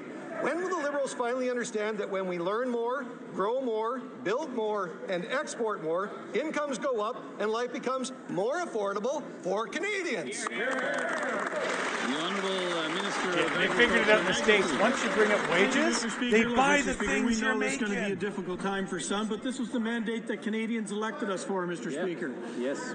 Streamlining research, collaboration with academia and private sector, prioritizing high-impact areas, reducing duplication and aligning project with needs of farmers and ranchers across this country, Mr. Speaker. We're going to work with our stakeholders, Mr. Speaker, and move this industry and sector forward that has been neglected for over 20 years. Thank you, Mr. Speaker. What was that prison movie? He kind of reminds me of the guy from that prison movie. That really good one, Speaker, Stephen King one. Canadians expect us to work together to improve their lives. In that spirit, we worked with the Liberals to pass Bill C-5, giving the Prime Minister sweeping Shawshank powers Redemption. to get projects built faster. Despite the press releases and photo ops, nothing has been built. When we build, Canadians get jobs, our economy grows, and life becomes more affordable. We have put forward a bill that repeals regulations that block development, rewards provinces who build, and protects Canadian innovation. Will the government work with us and pass the Canadian Sovereignty Act? The Honourable Secretary of State for Financial Institutions. Thank you, Mr. Speaker. Mr. Speaker, that's their platform, not ours. On this side of the House, Mr. Speaker, we're focused on building one strong Canadian economy. Just Monday, Mr. Speaker, our Prime Minister announced a groceries and essentials benefit, putting $1,900 in the pockets of working families. On this side of the House, Mr. Speaker, we're going to continue to build Canada strong. We're going to continue to focus on our economy. They're focused on obstruction. Thank you, Mr. Speaker. Yes, well said. The Honourable Member for Terra Nova. Shawshank Warden didn't come back. When Canada builds here's more a new and guy. exports more, incomes rise, our dollar gets stronger, and life becomes more affordable. One of the first things I voted for was to give these Liberals extensive powers to approve projects at speeds never seen before. Yet, despite all those Liberal slogans, they have not removed any barriers. Not a single new project has been approved. When will this Liberal government work with Conservatives to build a country that all of us be proud of and approve the Canadian Sovereignty Act to have an independent economy? The Honourable Minister of Fisheries and Oceans. Mr. Speaker, and here we go again. Another round of just canned notes that doesn't address what this government is actually doing. It is another example of obstruction. I hear from this member's constituents. They support what government is doing. Building this country, investing in provinces, investing in rural communities, which this member represents. Stop the nonsense. Let's get to work. Canadians expect it. Newfoundlanders and Labradorians expect it. The Honourable Member for Calgary Signal Hill.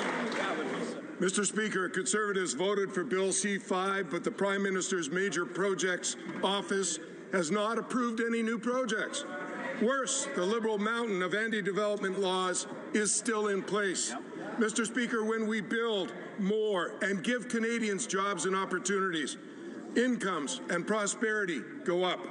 Prime Minister, will your Liberal government support the Canadian Sovereignty Act to unleash development, protect Canadian innovation, and reward Canadians for building our country? The Honourable Parliamentary Secretary to the Minister of Natural Resources. Well, Mr. Speaker, what can we say about this motion? It's a few things we're already doing, a few things Canadians rejected.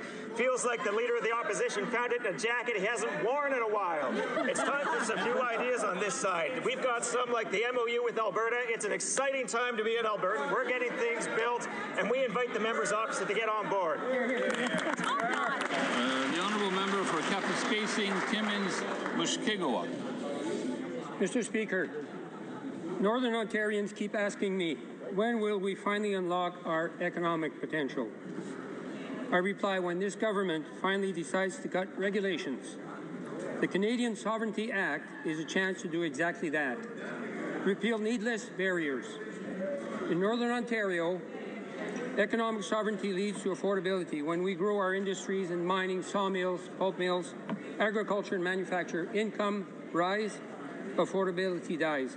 I ask this government, will they work with us and deliver results for Canadians? The Honourable Minister of Jobs and Families.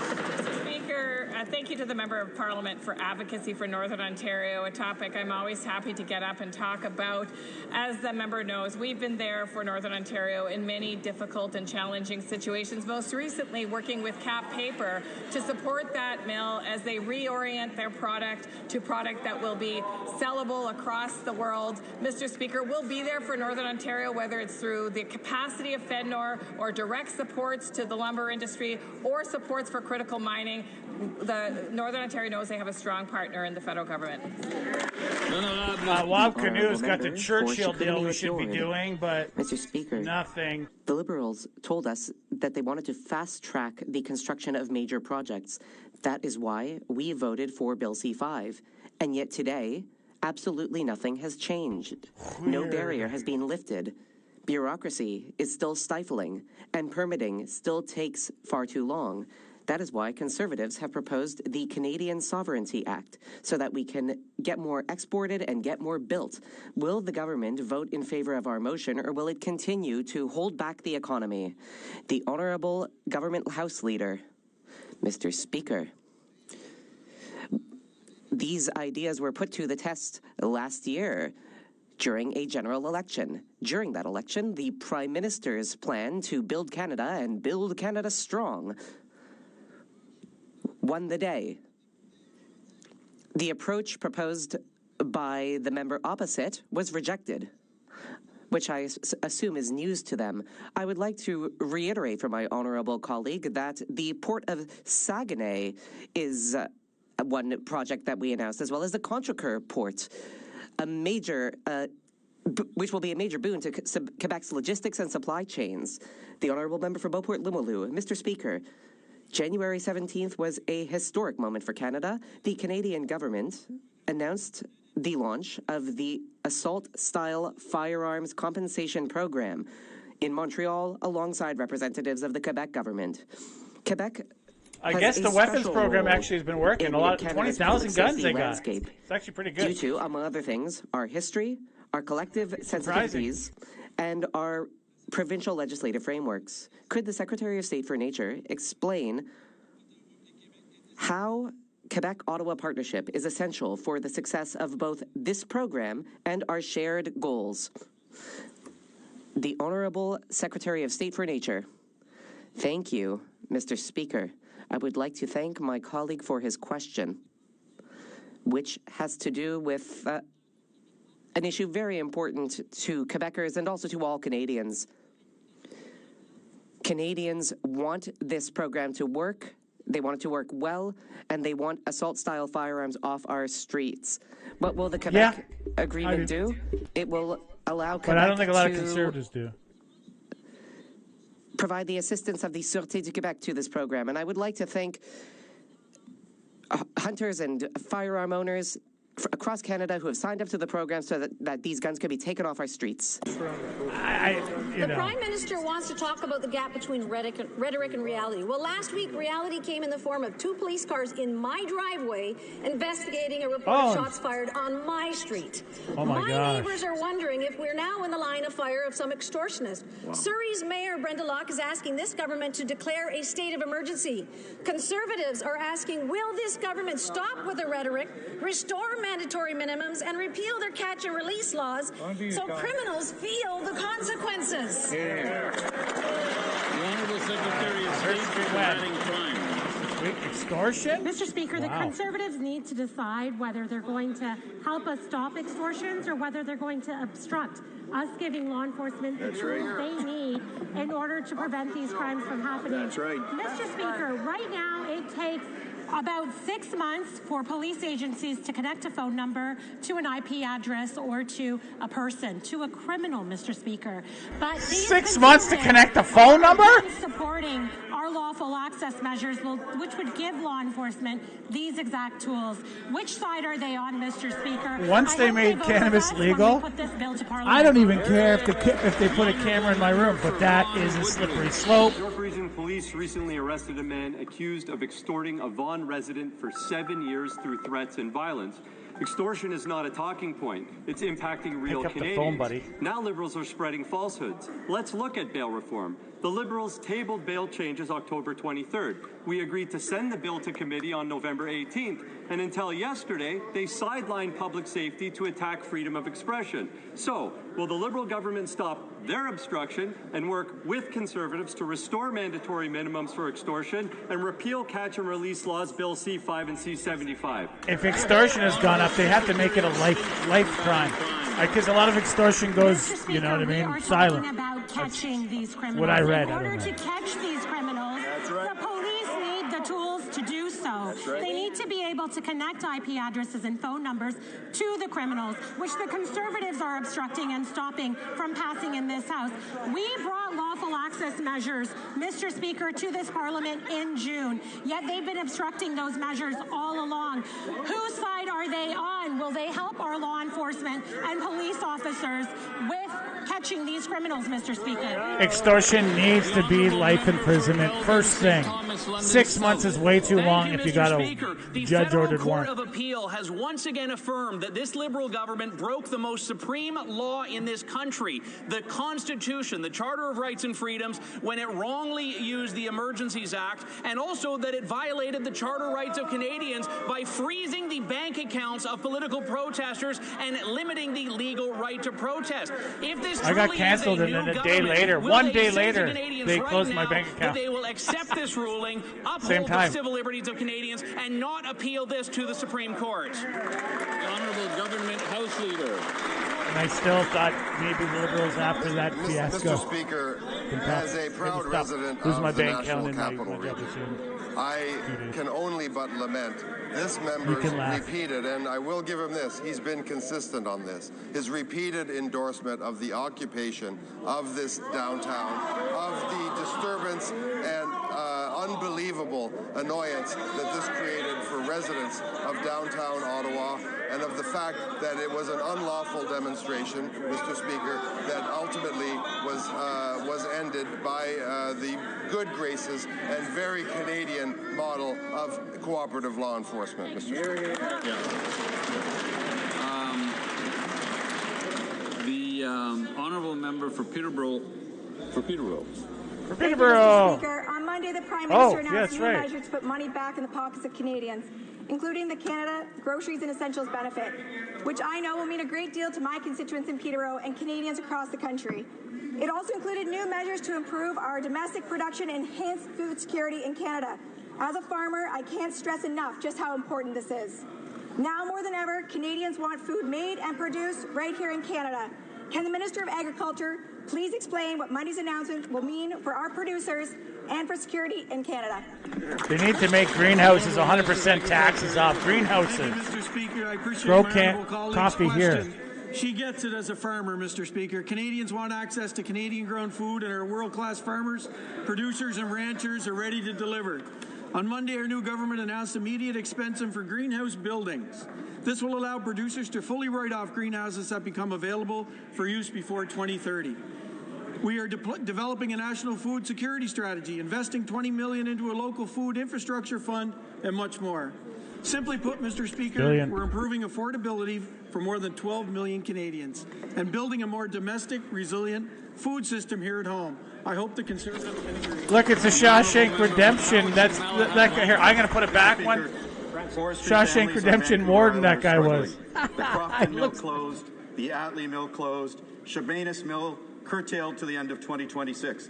Hundreds and hundreds of jobs are lost, but more importantly, already struggling families are now facing dire consequences. This government's handouts and subsidies are not helping those affected and will not save this critical and renewable resource industry. When will the Prime Minister deliver on his promised softwood lumber trade deal? If you're annoyed at me talking all the time, I have to, as for Creative Commons, to keep my channel going. So, apologies. I would like to watch too and comment whether it's in more. Vancouver Island or all across the country. And not be on camera, to be It's a difficult honest. news for workers, their family, and the community. The federal government has come forward with support for the sector. We urge the provincial government to work with us as partner to protect these jobs. Excuse me. What was that scream? I surrender. I've been putting up with a lot of loud noise coming from A lot of my hoopla. left. But I had to call it out now because I'm Empty house. having No trouble Pierre? hearing the honourable member. So the honourable member from the top, please. I wonder where Pierre Poilievre Thank you, is. Mr. Speaker. We really, it's a difficult news, the closure of any mills, whether it's on Vancouver Island or anywhere in the country. And we've come forward with a lot of support from a financial perspective. We work with the provincial government as partner to protect these. And they may have missed the news that we announced a forest sector transformation task force by the industry they've already met, and they're formulating recommendation for the government for the future. We will continue to examine every option available. I urge the member to work with us on those. The honourable member for Senate. He spoke too long, so they cut his time off. Thank you, Mr. Speaker. And my question is to the Honourable President of the Treasury Board. With massive cuts being made to our civil service, how can the government justify threats to public health and safety as outlined today by the Public Service Alliance of Canada? Specifically in my community, we're very concerned as across a number of departments, believe it or not, workers involved in marine emergency response to oil spills have all been laid off. How does the government justify this? The Honourable President of the Well, it's Treasury okay Board. until we get a spill, Mr. and then President, it gets I the thank my fan. honourable colleague for her question.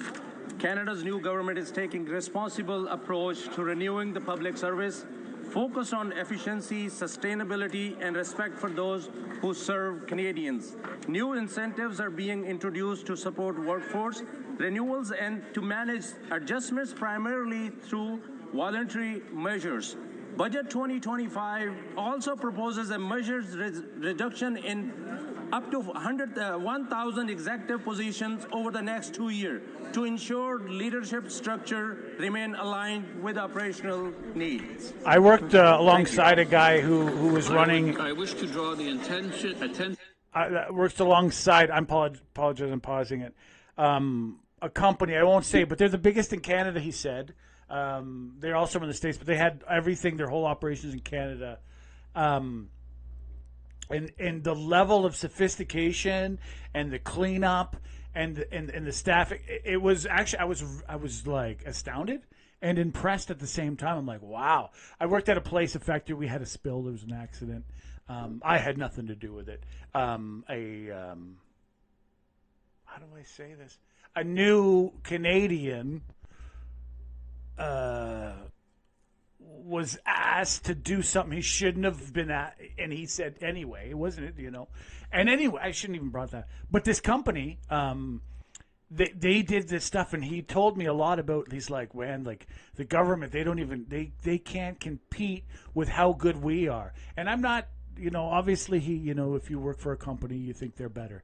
But the way that he spelled it out for me, he's like, we're like leaps and bounds ahead of how good of environmental cleanup we are. And he was a construction-looking guy, but he was environmentalist, like 101. Like, it was his bread and butter. He talked to me for an hour, after work, of course. An hour, I'm interested. I was interested as well. But it's something that I think should be looked at as you have companies like you have a lawyer on standby, right? What do they call that, a retainer? You have a company on standby, so they have a certain amount of staff that they keep, whether they need them for other projects or not. But it isn't at the same level of a government employee per se. And then you pay them the higher rate when you call them in. I think personally, in my opinion, that's a way to help make government more efficient and also help the commercial sector, because a lot of times the commercial sector is more efficient and stuff like that. And then the government just has to send out a guy, an inspector, a girl, to make sure they're doing as contract is, right? Of course, they always try to cut corners. But a lot of times, like I said, they're just ahead of the innovation a lot more. Companies and in environmental, it's changing so rapidly. Like environmental cleanup, there's so many companies. Maybe it's slowing down now, but when there was a lot of money, governments were putting money into environmental stuff. There's a lot of new products and stuff. You had to read the magazines. You had to keep up with it. You couldn't just stay in stasis or limbo when you were doing that. That type of work. It was just rapidly changing. Like even the construction industry is fairly quickly changing materials and stuff like that. Like when I started, all commercial 2x4 walls were wood, right? And that creates a whole fire problem. And now they're all steel. Like a few years later, like in halfway, 3-4 years into my like all commercial jobs. I like commercial work better. Residential work has been squeezed so tight. A lot of companies, they won't inspect their work. They're like, well, what do you mean you inspect your work? I'm like, yeah. In commercial, the money that you earn enough so much that you inspect. It's actually a part of code. The residential company's not inspecting their own thing. Their own work is it's against the code, but they get away with it because no one's doing it and no one's enforcing it. It's sad. It's sad to see that we have all these higher standards of things, and then a company has to do things like that to keep going. I couldn't work at a place like that. I just, what I mean? Like, I literally had to put on a faucet and stuff, and I'm like, so someone did all the plumbing work behind the wall, under the sink, and all this stuff. I got to put the faucet in the last little bit. 2 little things, right? And then walk away. And then you're going to put my name to the whole thing? You don't know who did what part? And I don't even get a chance to test it? And so what happens? Oh, that guy's it. No, the water was off, and I'm like, I can't even test my work, It's sad. And it's not just thing. I'm talking high end, low. It's the whole residential field. And it has to do with cutting corners and the city's just letting it get away with, and the company will eat it, right? Because 90% of the time it's fine, but there's 10% that it isn't. And it's just a little thing, right? And like if anyone who bought a new house is aware of this nowadays, there's a lot of callbacks, and you got to call the builder, and they're, you know what I mean? And then they got to call their subcontractor. Is that company ready to go? It's just a nightmare. That a lot of it can be done with proper inspections, and the cities aren't enforcing it, and the companies, if they ain't enforcing it and they can get away with not doing it, they do it, right? It's my biggest pet peeve in the residential. That's why I personally don't want to work residential anywhere. And this is my own 100%, you know what I mean? Work for myself, only me on the site, because it's hard to make money on residential nowadays. They hire all kinds of unticketed people, or you're working with all kinds of unticketed people, but they're friends of the boss, and so they're the hero making more money than you. I swear to God, it's a nightmare. And I digress, And it's, like I said, it's not just one. It's the whole industry. I even knew a company out in Toronto way. They had a secondary.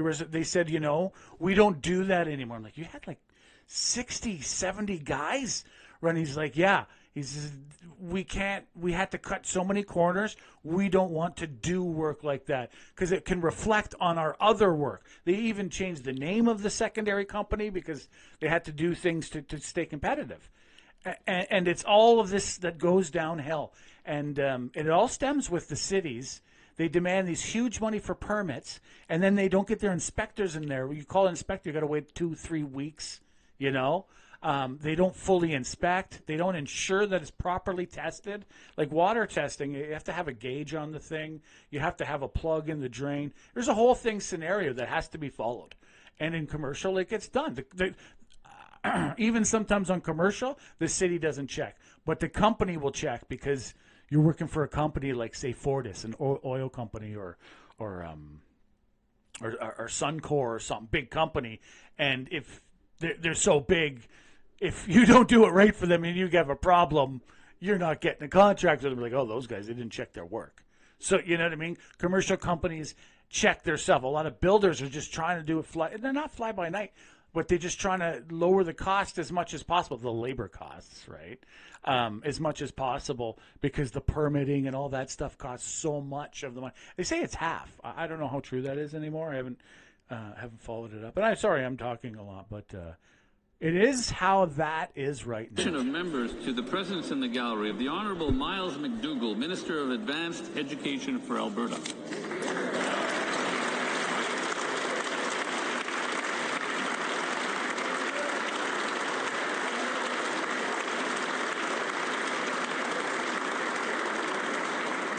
I believe the member for Kamloops, Thompson Nicola, has a point of order. Just gonna wait till it calms down. Yeah, okay. Mr. Speaker, there have been discussions among the parties, and if you seek it, I believe you will find. I'm going to start again, Mr. Speaker. He came back from vacation. He has a nice tent. Mr. Speaker, there have been discussions among the parties, and if you seek it, I believe you will find unanimous consent to adopt the following motion. That, notwithstanding the order made Wednesday, December 3rd, 2025, Bill C-225, an act to amend the Criminal Code, be withdrawn from the Standing Committee on Justice and Human Rights and referred to the Standing Committee on the Status of Women. All those opposed to the honourable member moving the motion will please say nay. Agreed. The House has heard the terms of the motion. All those opposed to the motion will please say nay. Carried.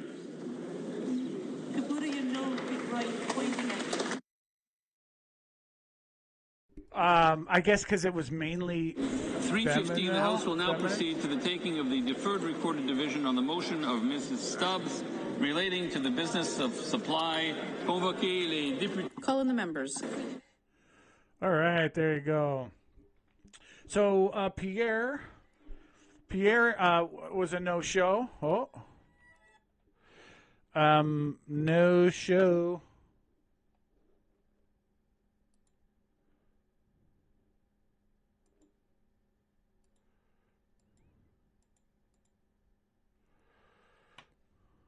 There we go. Yeah, it was a no-show today, I guess. Not sure. I guess he went somewhere. Friday. He has the vote. Apparently, he's been on the phone a lot.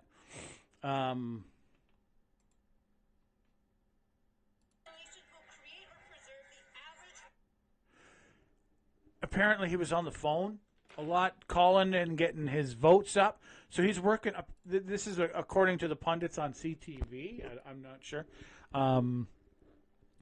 So he's been working, and the question was, actually the Conservative pundit was pretty good. He's like, if it's 70, 80, 70, or 60, Pierre, it'll be okay. And everyone's like, wow. You know, he basically gave him such a good window. The way he made it sound was like, and I was like, yeah, you know, if we get 60%, his window was so wide that basically no matter what the result, people will be like, yeah, Pierre's good. But then the other pundits got in there and muddied up his wonderful. I thought it was really good because it got me. I was like, yeah, I nodded totally along. And then they're like, well, 60% is really low. Harper got like 87% when he had his review. So basically, if Pierre doesn't, the way that it sums up, it doesn't matter. The way it seems is Pierre is getting it. He worked hard to make sure he has the votes. He's been on the phone. He's been calling around and moving around the country. Maybe that's what he's doing today. So he's got it. He's got it in the the hosiery. But if it's at 60%, and then they start losing MPs, he's going to have trouble. He's going to have trouble. But it won't matter. They'll have to wait a long time to do another review. He'll have some time. And then most likely another election. So, right, it kind of won't matter. Like the vote will have done.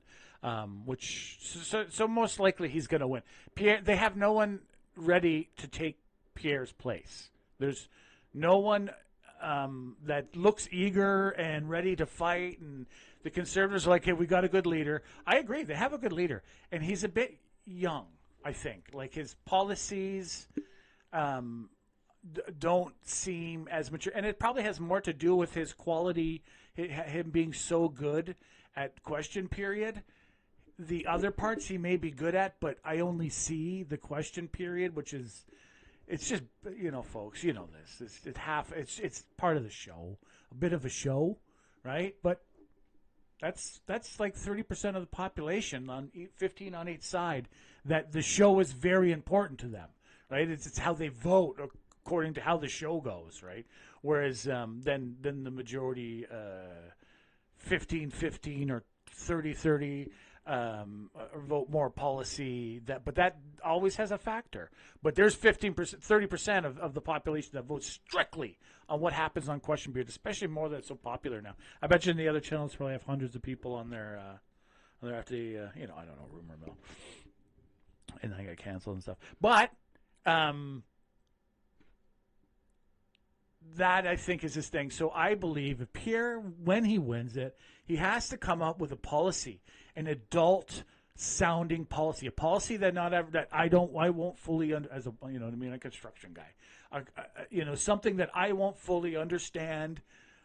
You know what I mean? And I'll have to go to a pundit to hear the explanation, or some other on their website where it's fully explained for construction workers who don't know legalese, kind of thing. I think that's the way his path forward. It has to be a mature plan, and he has to go blue collar. This talk of oil, oil is great, but Venezuela is about to be opened. They've been off the market for a long time. Iran, if this happens quick, most likely they're going to do what they did in Venezuela is round one. They're going to do it to Iran, the states. They're going to take the oil, some of it. They're going to sell a lot of it back to China, all right, because China buys most Iranian oil. But the Americans, because they did it, Trump did it, and Trump won. He did it in Syria. The American army secured the Syrian oil fields because they didn't want the other people, the fighting people, to get it. One of the sides, factions, to get it. That was a worry, so they had to ding it. And Trump's like, if we're holding the oil fields, we're taking the oil and we're selling it, because he's a businessman first, right? So they sold the oil. So he's doing the same thing with Venezuela. They're like, you know what? Of course, 80% is going to the sale for your country, but we're taking 20%. We're basically paying for our operations, and we're going to be profiting off of this operation, and because they're going to be providing security. A lot of the oil companies, They were forced out. Exxon, their stuff was confiscated. But companies wouldn't go back because of the security. First, the security is just unbelievable there. It's like crime-ridden. It was awful. Things would get stolen and ripped off. Not like war zone security, the corruption type security. So they were like, you know what, we'll just go here and there, Guyana and all this stuff. And they just found oil on the other side of Venezuela anyway, and out a huge amount in the water. And there's no navy that Venezuela had, so there's big issues. So now that there's a security, and there's pretty much a guarantee, American guarantee that you're going to be able to produce oil in the Navy. We're going to have Marines that keep you safe if we have to, right? I think that they won't need to put much, but anyway, they're going to do that. Looks like it'll probably happen in Iran, the same thing. Not huge amounts, but that's going to open up. Remember, Iran it has been sanctioned. They don't sell to the West, and they have a lot of oil. So once they come into the West, they're run by a Western-leaning leader. If this happens, this is an if. There's more oil in the world market than we've had in a long time, and oil has to come down because China. Actually, it's China. China basically destroyed the oil market with their 700-kilometer cars that are pretty much cheaper than a gas car and less maintenance. It's like, if we were making those cars here, it would be over. But they're not. The industry is not going to, there's no 30 years of the industry most likely. But future going forward, oil production, government money. I don't have no problem with investors, but government money going into oil, I think those days are done, because of China and Venezuela, and most likely Iran is going to be producing oil for us now, right? Remember, like I said, Venezuela was cut out. They were selling their oil to China and Cuba and unfriendly countries, right? America stopped buying their oil. So that makes supply and demand, and America is producing more oil now than they ever have. It's a crazy thing. So Canadians, we're gonna have to find buyers in Asia. Philippines needs oil. They really need oil. There's a lot of islands and stuff like that. They got power generators, diesel generators, so they need oil. Natural gas, LNG. Only upper countries, so China may want some, Japan, but Japan signed the deal with America, and they did the huge project. They did the largest project we ever had in Canada, and then they just recently did the one in Alaska, They pretty much have. They may want some more sources, but they're pretty much done. They don't need much more.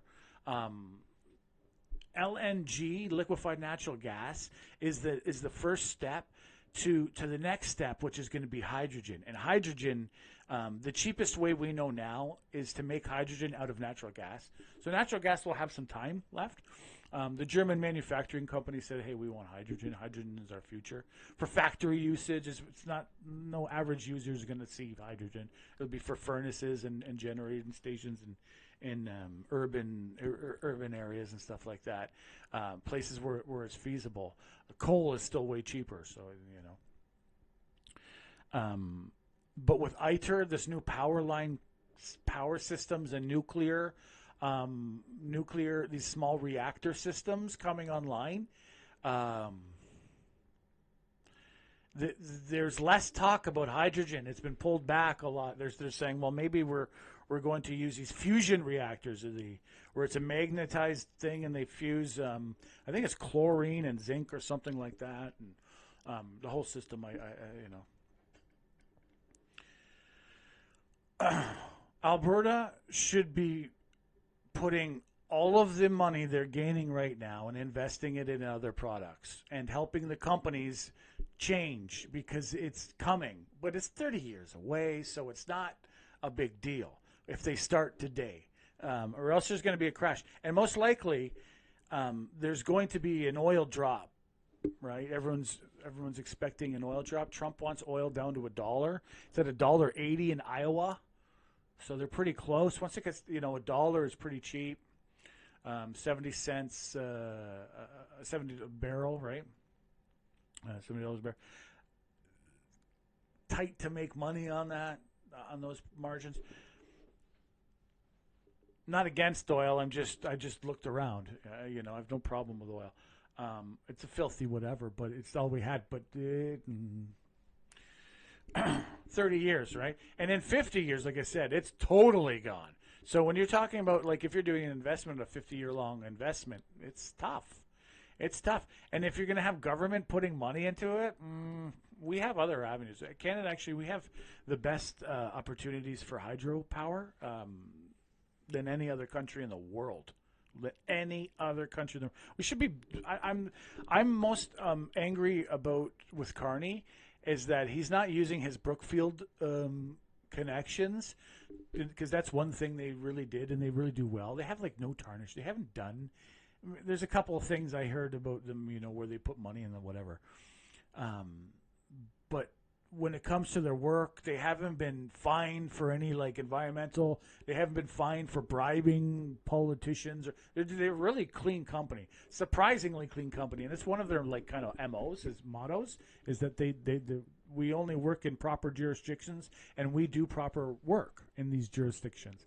I was hoping he would put hydro dams all across the country, because hydro, after fusion comes in line, and most likely, like I said, 30 to 50 years, it's actually looking quicker. It was 50 years, but now there's some scientists saying, well, no, we'll probably have it in 10 years, but permitting and all this other stuff, because Canada's ridiculous with our permitting, it'll take that long. But it was 50 years not long ago. But this AI, I guess ITER is the one in France, and East is the one out in China, and they're both using AI, and they said apparently it's really things got sped up a lot. So this is a big time since I first looked at it. It's actually really fast. And the tokamak reactor is,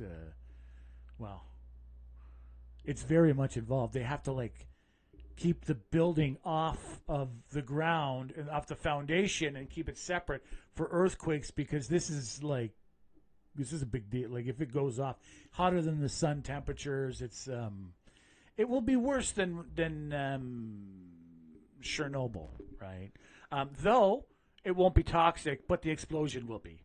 Right. That's I think. I don't even know. I don't think anyone really even knows yet, because they haven't tested disaster. They're just trying to get it running. They got it running for I think 2 minutes. France has the record. China had it for 21 seconds, and then they got it for 2 minutes. It's actually very interesting, and it's going to be happening a lot faster than people think. There's a lot of places in Alberta and BC that could power Manitoba, and of course Ontario, all along James Bay. That could be huge amounts of power. There's a huge windmill projects on the East Coast. Windmill, because it's so windy all the time. They make sense. They're actually huge projects because of our large amount of space we have. We don't have to, The one problem I don't like that the birds get killed. I don't know if they can do something about that. Maybe some highlighting. I don't know. I have no idea. But that is my biggest gripe with Carney is that he hasn't put his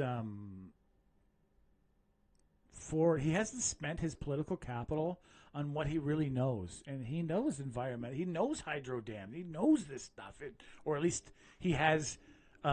He's close to people who do. So, I don't think there's anyone here. I guess I'm talking. I'm pontificating. I really don't know nothing, right? Is there maybe a comment? No. Is there anyone even here? Hello.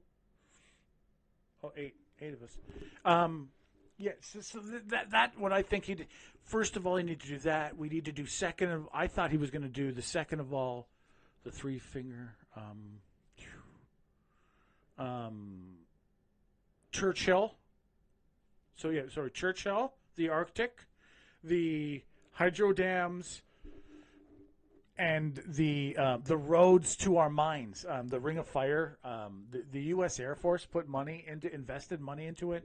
There was another company, American company, that pulled out. This guy, Mr. Forrest. You got to call him Mr. Forrest. I hope I'm saying it. He's like the mining guy. He knows everything about mining. He's from Australia. Bought it up. Bought as much as he could in that area, and he knows his stuff.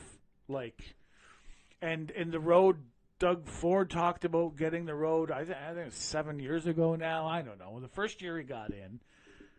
Hey Google, when did Doug Ford get first elected in Ontario, Premier? As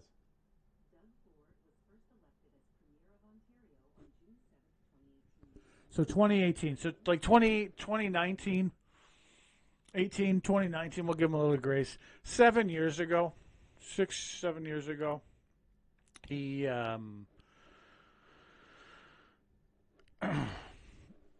said they were going to build the road. No road. That's how bad this country. We can't even build roads, And he said he was going to do it. And I thought, and he did a good plan. I'll be honest. He did a good plan, and it snakes. It hits a couple reserves who don't have all year round road access. So the whole plan wasn't bad, but it's taking so long, and it's like 20 years they've already been waiting for the road. The Liberal government was saying we're going to build the road up there, and at the same time they could put like some commercial housing.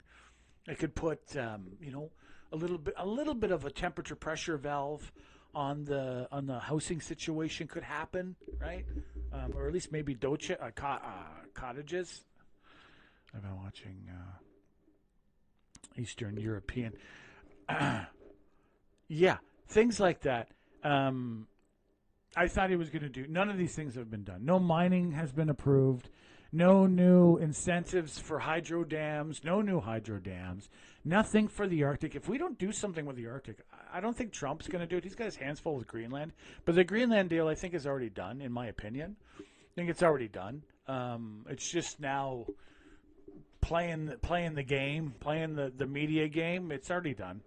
Greenland can't afford it, really. There's only 40,000 people that live there. The majority of Greenland will be owned. It already is. There's American. I don't know how. Actually, I should. How many? Hey Google.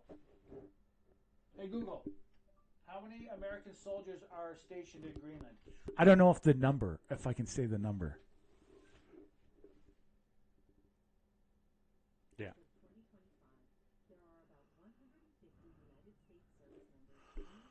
Yeah. Hey, Google, thank you. Yeah. It says there's 150 American soldiers in Greenland. That ain't it. Okay, folks? It ain't the truth. No, thank you. I like that thing, that Google thing. But no. It's secret. It's classified. God knows what. Don't think there's only 150 of them up there. You've seen the pictures, right, when they went up there. They look like a bit more than 150 in the one mess hall, the diner.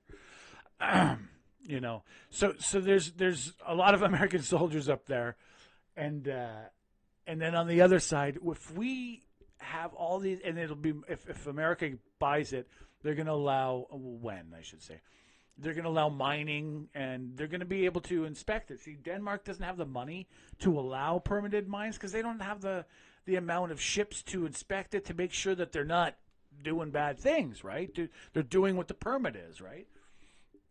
Doing a permanent environmental damage, and no one wants that.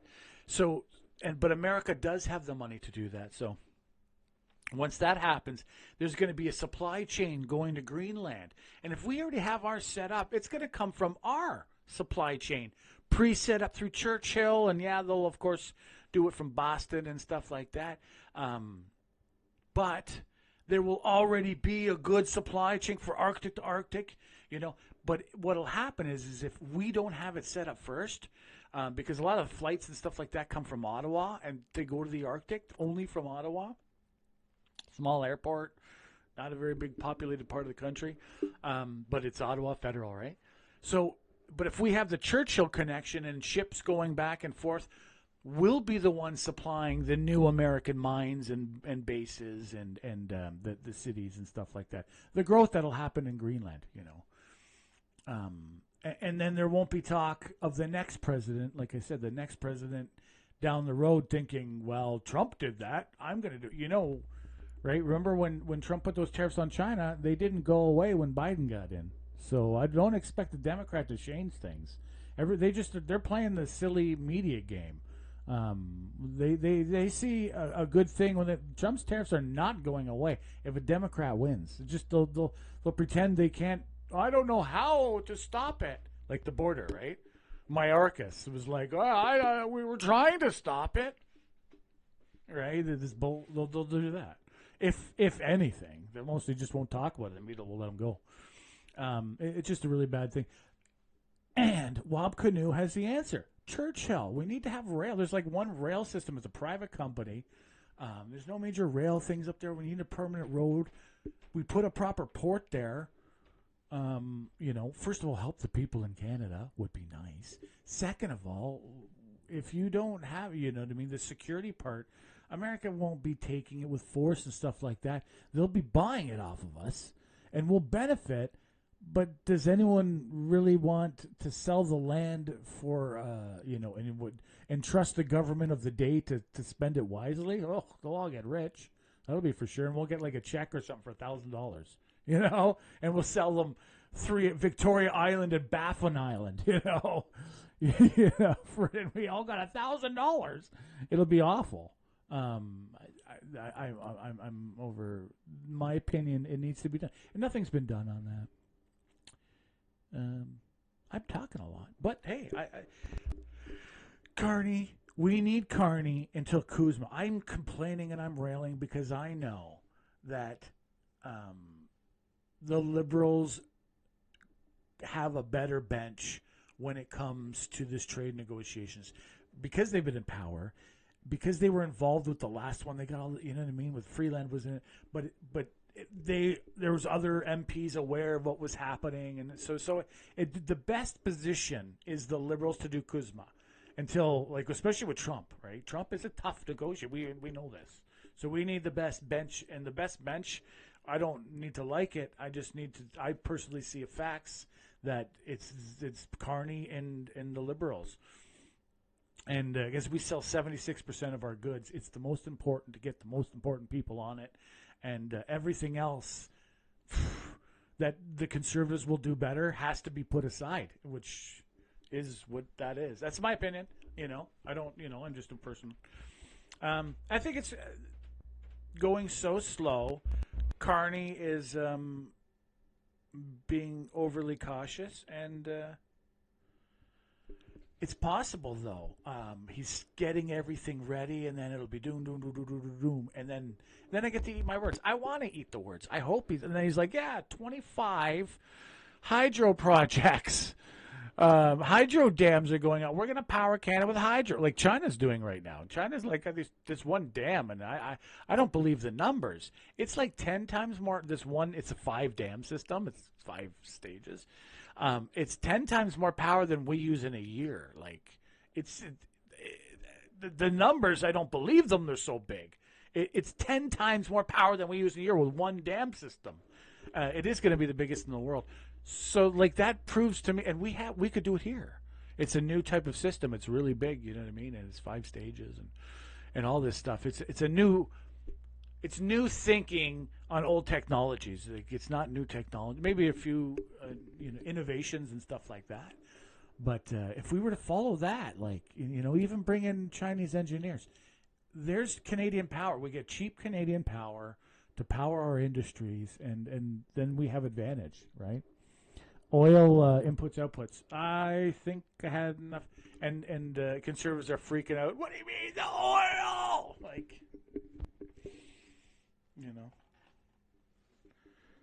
Thanks for watching. Like, subscribe, and comment.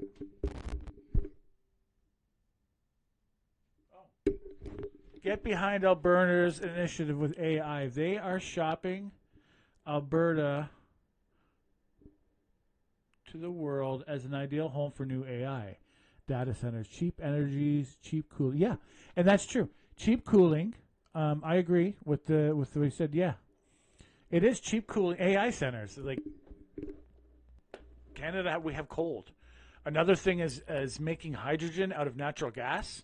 That should be done. They should be all over that right now. And there's not much of a market for it. We could be the cornerstone of the world market in hydrogen. And once, and everyone knows this, once you buy from somewhere and you like the brand, it's hard to switch. Like, I don't know, like Tide, right? I smelled them all once. I went all the way up and down the laundry place, and I like the Tide smell, and they come out with new products every time, and I don't look at them. I go and I grab the Tide, and you put it in there, and it's done, right? It doesn't matter what's out there. The gain is half the price or this and that. Nothing. It's Tide. Why? Because I already checked. It's good, right? And it hasn't changed and it hasn't pissed me off. So there you go. And you don't need it. Basically, this thing has got to be. We could do hydrogen. That could be something that they should be looking into. Allow the companies to start. So we're ahead of the game in it. Because, like I said, natural gas is the cheapest way to make hydrogen. You clean it up enough. But yeah, she's right. Danielle Smith, AI says we need. Alberta's going to be in a big trouble. They're like talking like they're the best thing since bee's knees because they got the oil and they're feeding Canada. Well, the thing is oil is going to have a rapid change. Like I don't want it to be. I'm not talking about wishes. I'm talking about realities. And it's like China's already got. If we didn't have this 100% tariff, the oil industry, like the 100% tariff in America, in Canada, in Mexico, whatever, oil would already be done. Like China could be underselling these cars for $10,000 a pop. Once the oil industry stops producing oil and this and that, it'll be over. And they'll have it. They could have had it. Their plan could have worked.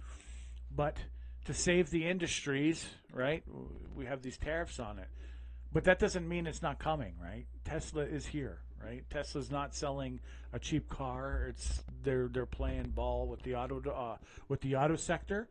I'm just waiting for another company who with big money who's not going to play ball, and they're going to sell a cheap car and undercut everybody. They all seem to be in a little bit of cahoots right now because everyone's scared because losing oil is a huge revenue loss. But power is the way forward anyway, and just clean power, hydrogen power. It doesn't matter. It doesn't matter how we get the power, coal power. But power furnaces and stuff like that, so we can put factories like the German factories that they're putting in cities. They're being able to put them in towns because they're clean, right?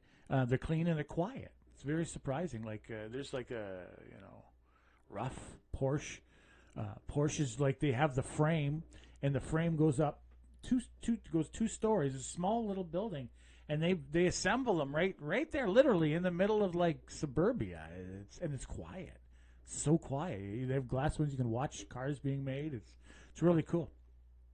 That's coming, right? That's the future. And it can't be done when you're using oil and gas and heavy things to power the plant. You know what I mean?